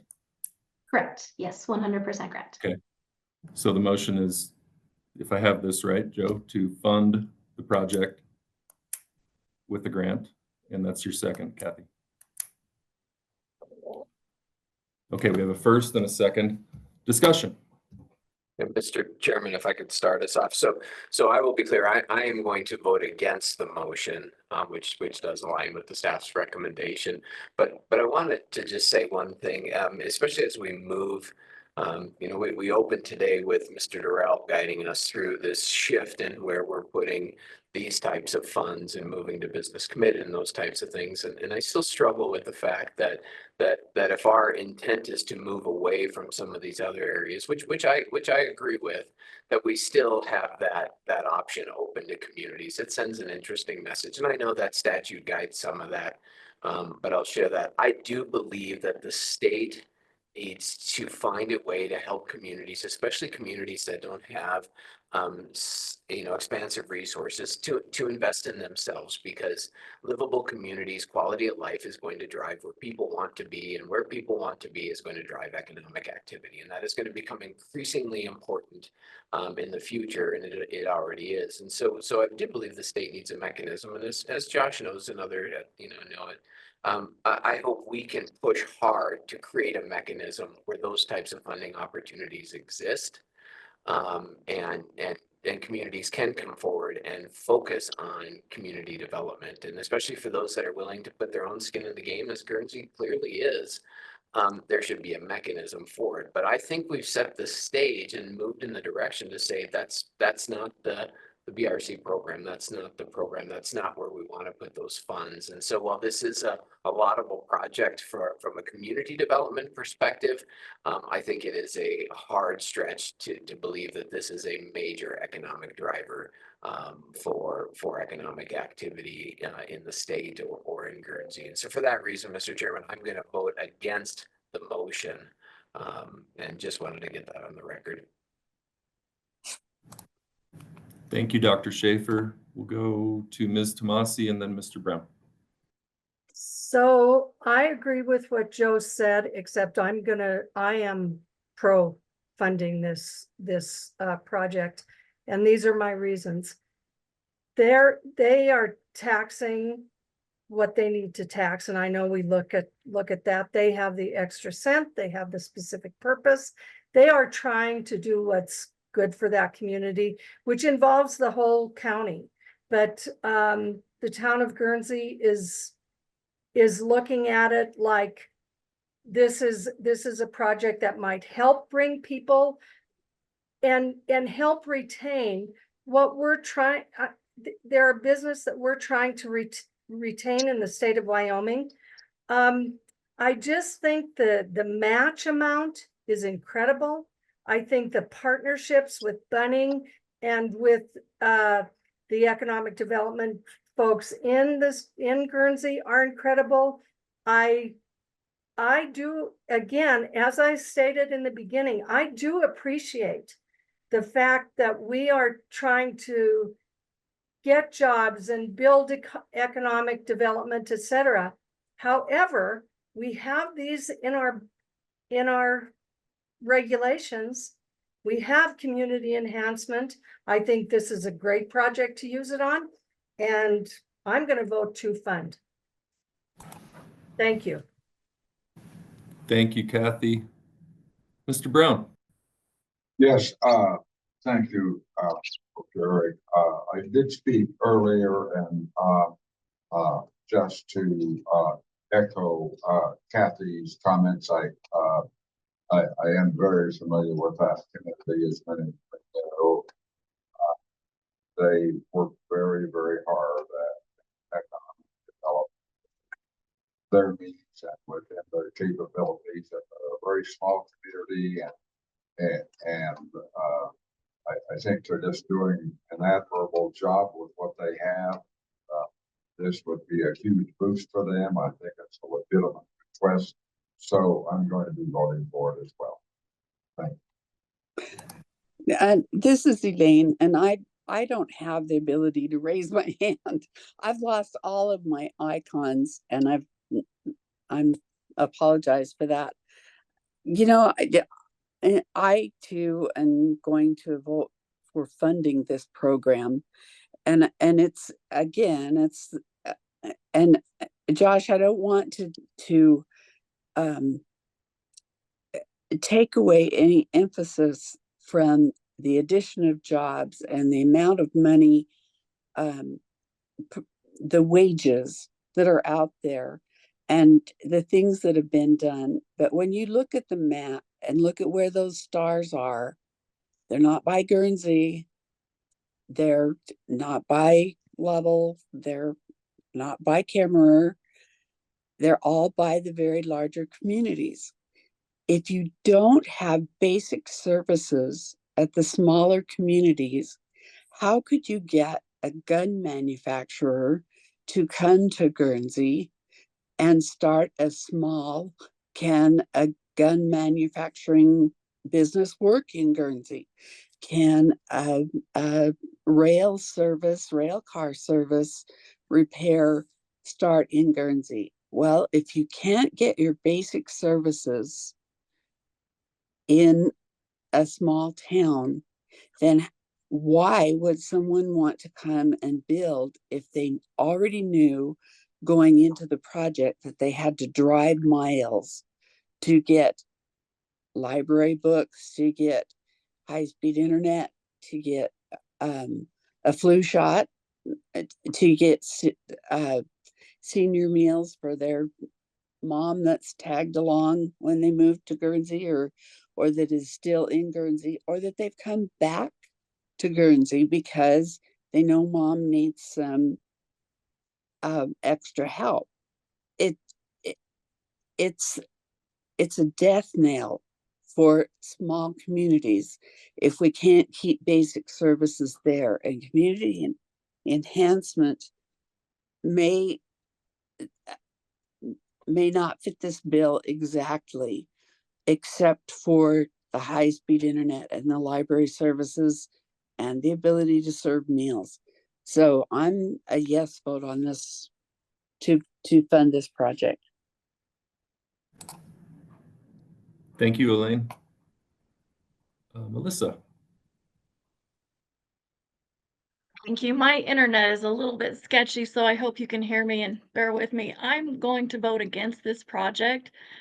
I just don't feel like this is a driving factor in workforce development. I think that with a couple of schools in the area, those spaces could be utilized for the same things as this project could.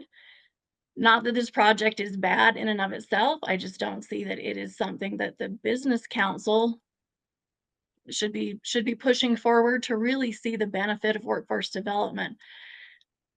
With the governor's ride pilot program, there are a lot of initiatives hitting the high school level, junior high school levels of students to drive workforce development, those different things. And I don't see this as a substantial piece to that puzzle. There are a lot of different other mechanisms of participation to drive the workforce in these developing communities.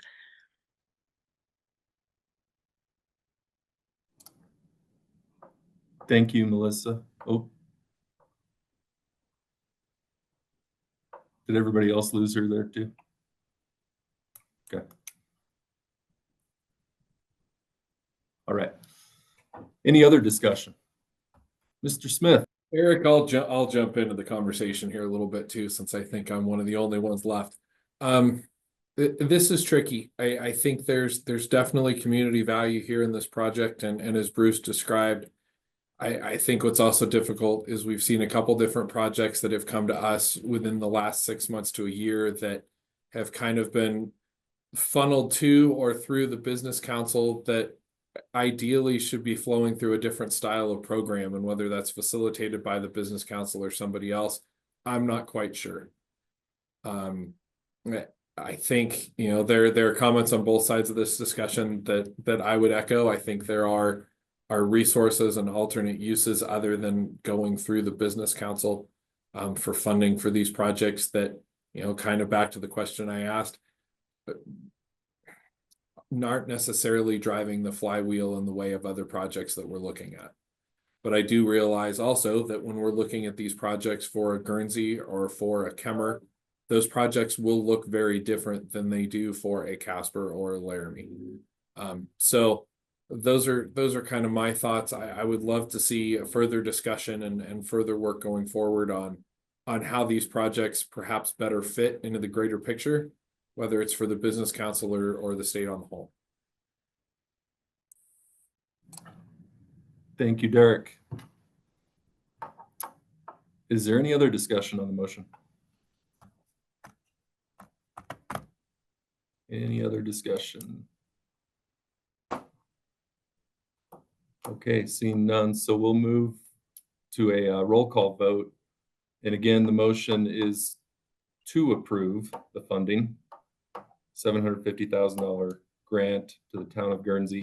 So a yes vote would mean to fund, and a no vote would mean not to. So with that, Carrie, I'll turn it over to you.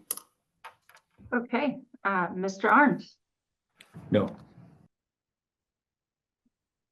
Ms. Atkinson, No. Mr. Brown, Yes. Ms. Harvey. Yes. All right, Cindy Johnson, not present. Mr. Kenyon, No.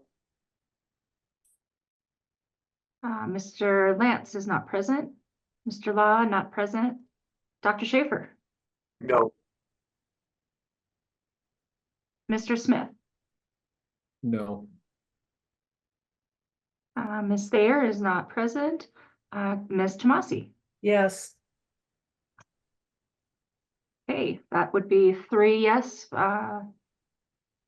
And my math is right, 5 no. Okay, thank you, Carrie. The motion fails. And again, we greatly appreciate the members of the community and the thoughtful discussion that went on surrounding that project. And we will move on into Eric, other can board I just say- matters. Yeah, Kathy. Can I just say something? I think this has been a struggle since I've been on the board for 6 years now. And until either the legislature or somebody decides that this is, because we're asked by the legislature to get jobs, to move this going, but they don't allow for anything, and I think somebody already said this, don't allow for anything in between. And this is a struggle for the board, for the team, for everybody, and it comes up every time, and I think we need to get very, very, very clear on this and start asking for some help with it. It's a tough one. Okay, that's my final words. I agree. Thank you, Kathy. It is a tough one. Dr. Schaefer? Yeah, thank you, Mr. Chairman. Yeah, I know that Mr. Tomasi and I voted on different sides of that one, but actually I agree with her. And I don't know what our protocol is, if there's a better planning place, and Josh knows, he's heard me talk about this a little bit. I agree. And the meshing of community enhancement and business committed maybe made sense when we first created the legislation and the programs. But those are surgical tools that we probably need to separate more. What I don't know is it appropriate for us as the business council to take a more aggressive lead in doing so and charge staff or get involved with some stronger advocacy to change those structures. So I agree wholeheartedly, Kathy. We need to invest in our communities. Some communities have greater ability to do that than others. So we need a stronger equity framework. And I know equity is a dangerous word to say, but the reality is there are gaps with that. But we have funds and resources at the state level that could be used to leverage investment from communities themselves in a very significant way. And so I'm where I think Derek was at. Look, we need a different mechanism to do exactly what we know we need to do and help communities invest in themselves. It's come out of our constraints. We know infrastructure is an issue. It's in the sets now. I just don't know how aggressive we get as a business council to make that happen. Do we let some of the work behind the scenes occur? Should we publicly be stating we want to see a program like this and want to drive that conversation in the upcoming legislative sessions? And so I'm still relatively new. I don't know if that's appropriate. But I hear and feel your frustration, Kathy, and I think we need a better tool or clarify what it is in this broader mix with the BRC program. Good. Okay. Thank you both for your comments. Derek? And Joe, I would just like to echo the same. I'm not sure what the mechanism is. I think what also can become different is how we've seen how SLIB will sometimes view these projects versus how we're viewing them as a business council. And I think a better understanding of how both sides are looking at that equation could really be important, truthfully, to clarify things for our communities as well. I'm glad they're working through the efforts and working through these numbers, but it's difficult to see the time and effort that goes into these projects and then not be able to satisfy it. So my thoughts. All good points. Thank you. Mr. Durrell.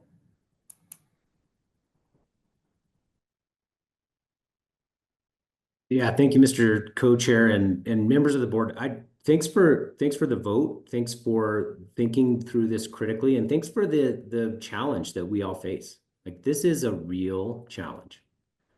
There's no doubt about it. The question that I want everyone to think about is this: what role does the state government play in the sustainability and viability of our communities? And how should we play that role most effectively?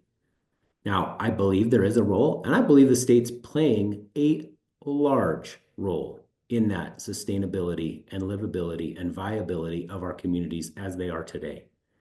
The question I have for all of you is, yes, this is not working, but is that another program that we should dole out so that we can make sure that the sustainability is there first? And the question I have, and this is no disrespect to the 99 communities that are in Wyoming, but are our communities utilizing all of the tools that they have at their disposal in order to make sure that they are self-sufficient enough? And if they are, and the answer is we still don't have enough, that's the conversation we need to have, because that's the partnership that communities and the state need to have together to truly understand the problem at hand. When I see tools that are unused because we're unwilling to tax ourselves, yet we complain and say to the state, we need money to become sustainable, I find that really, really hard to get my head around. And I think others do too. There are tools, if they're not used, how can we say to the state, I want to do it?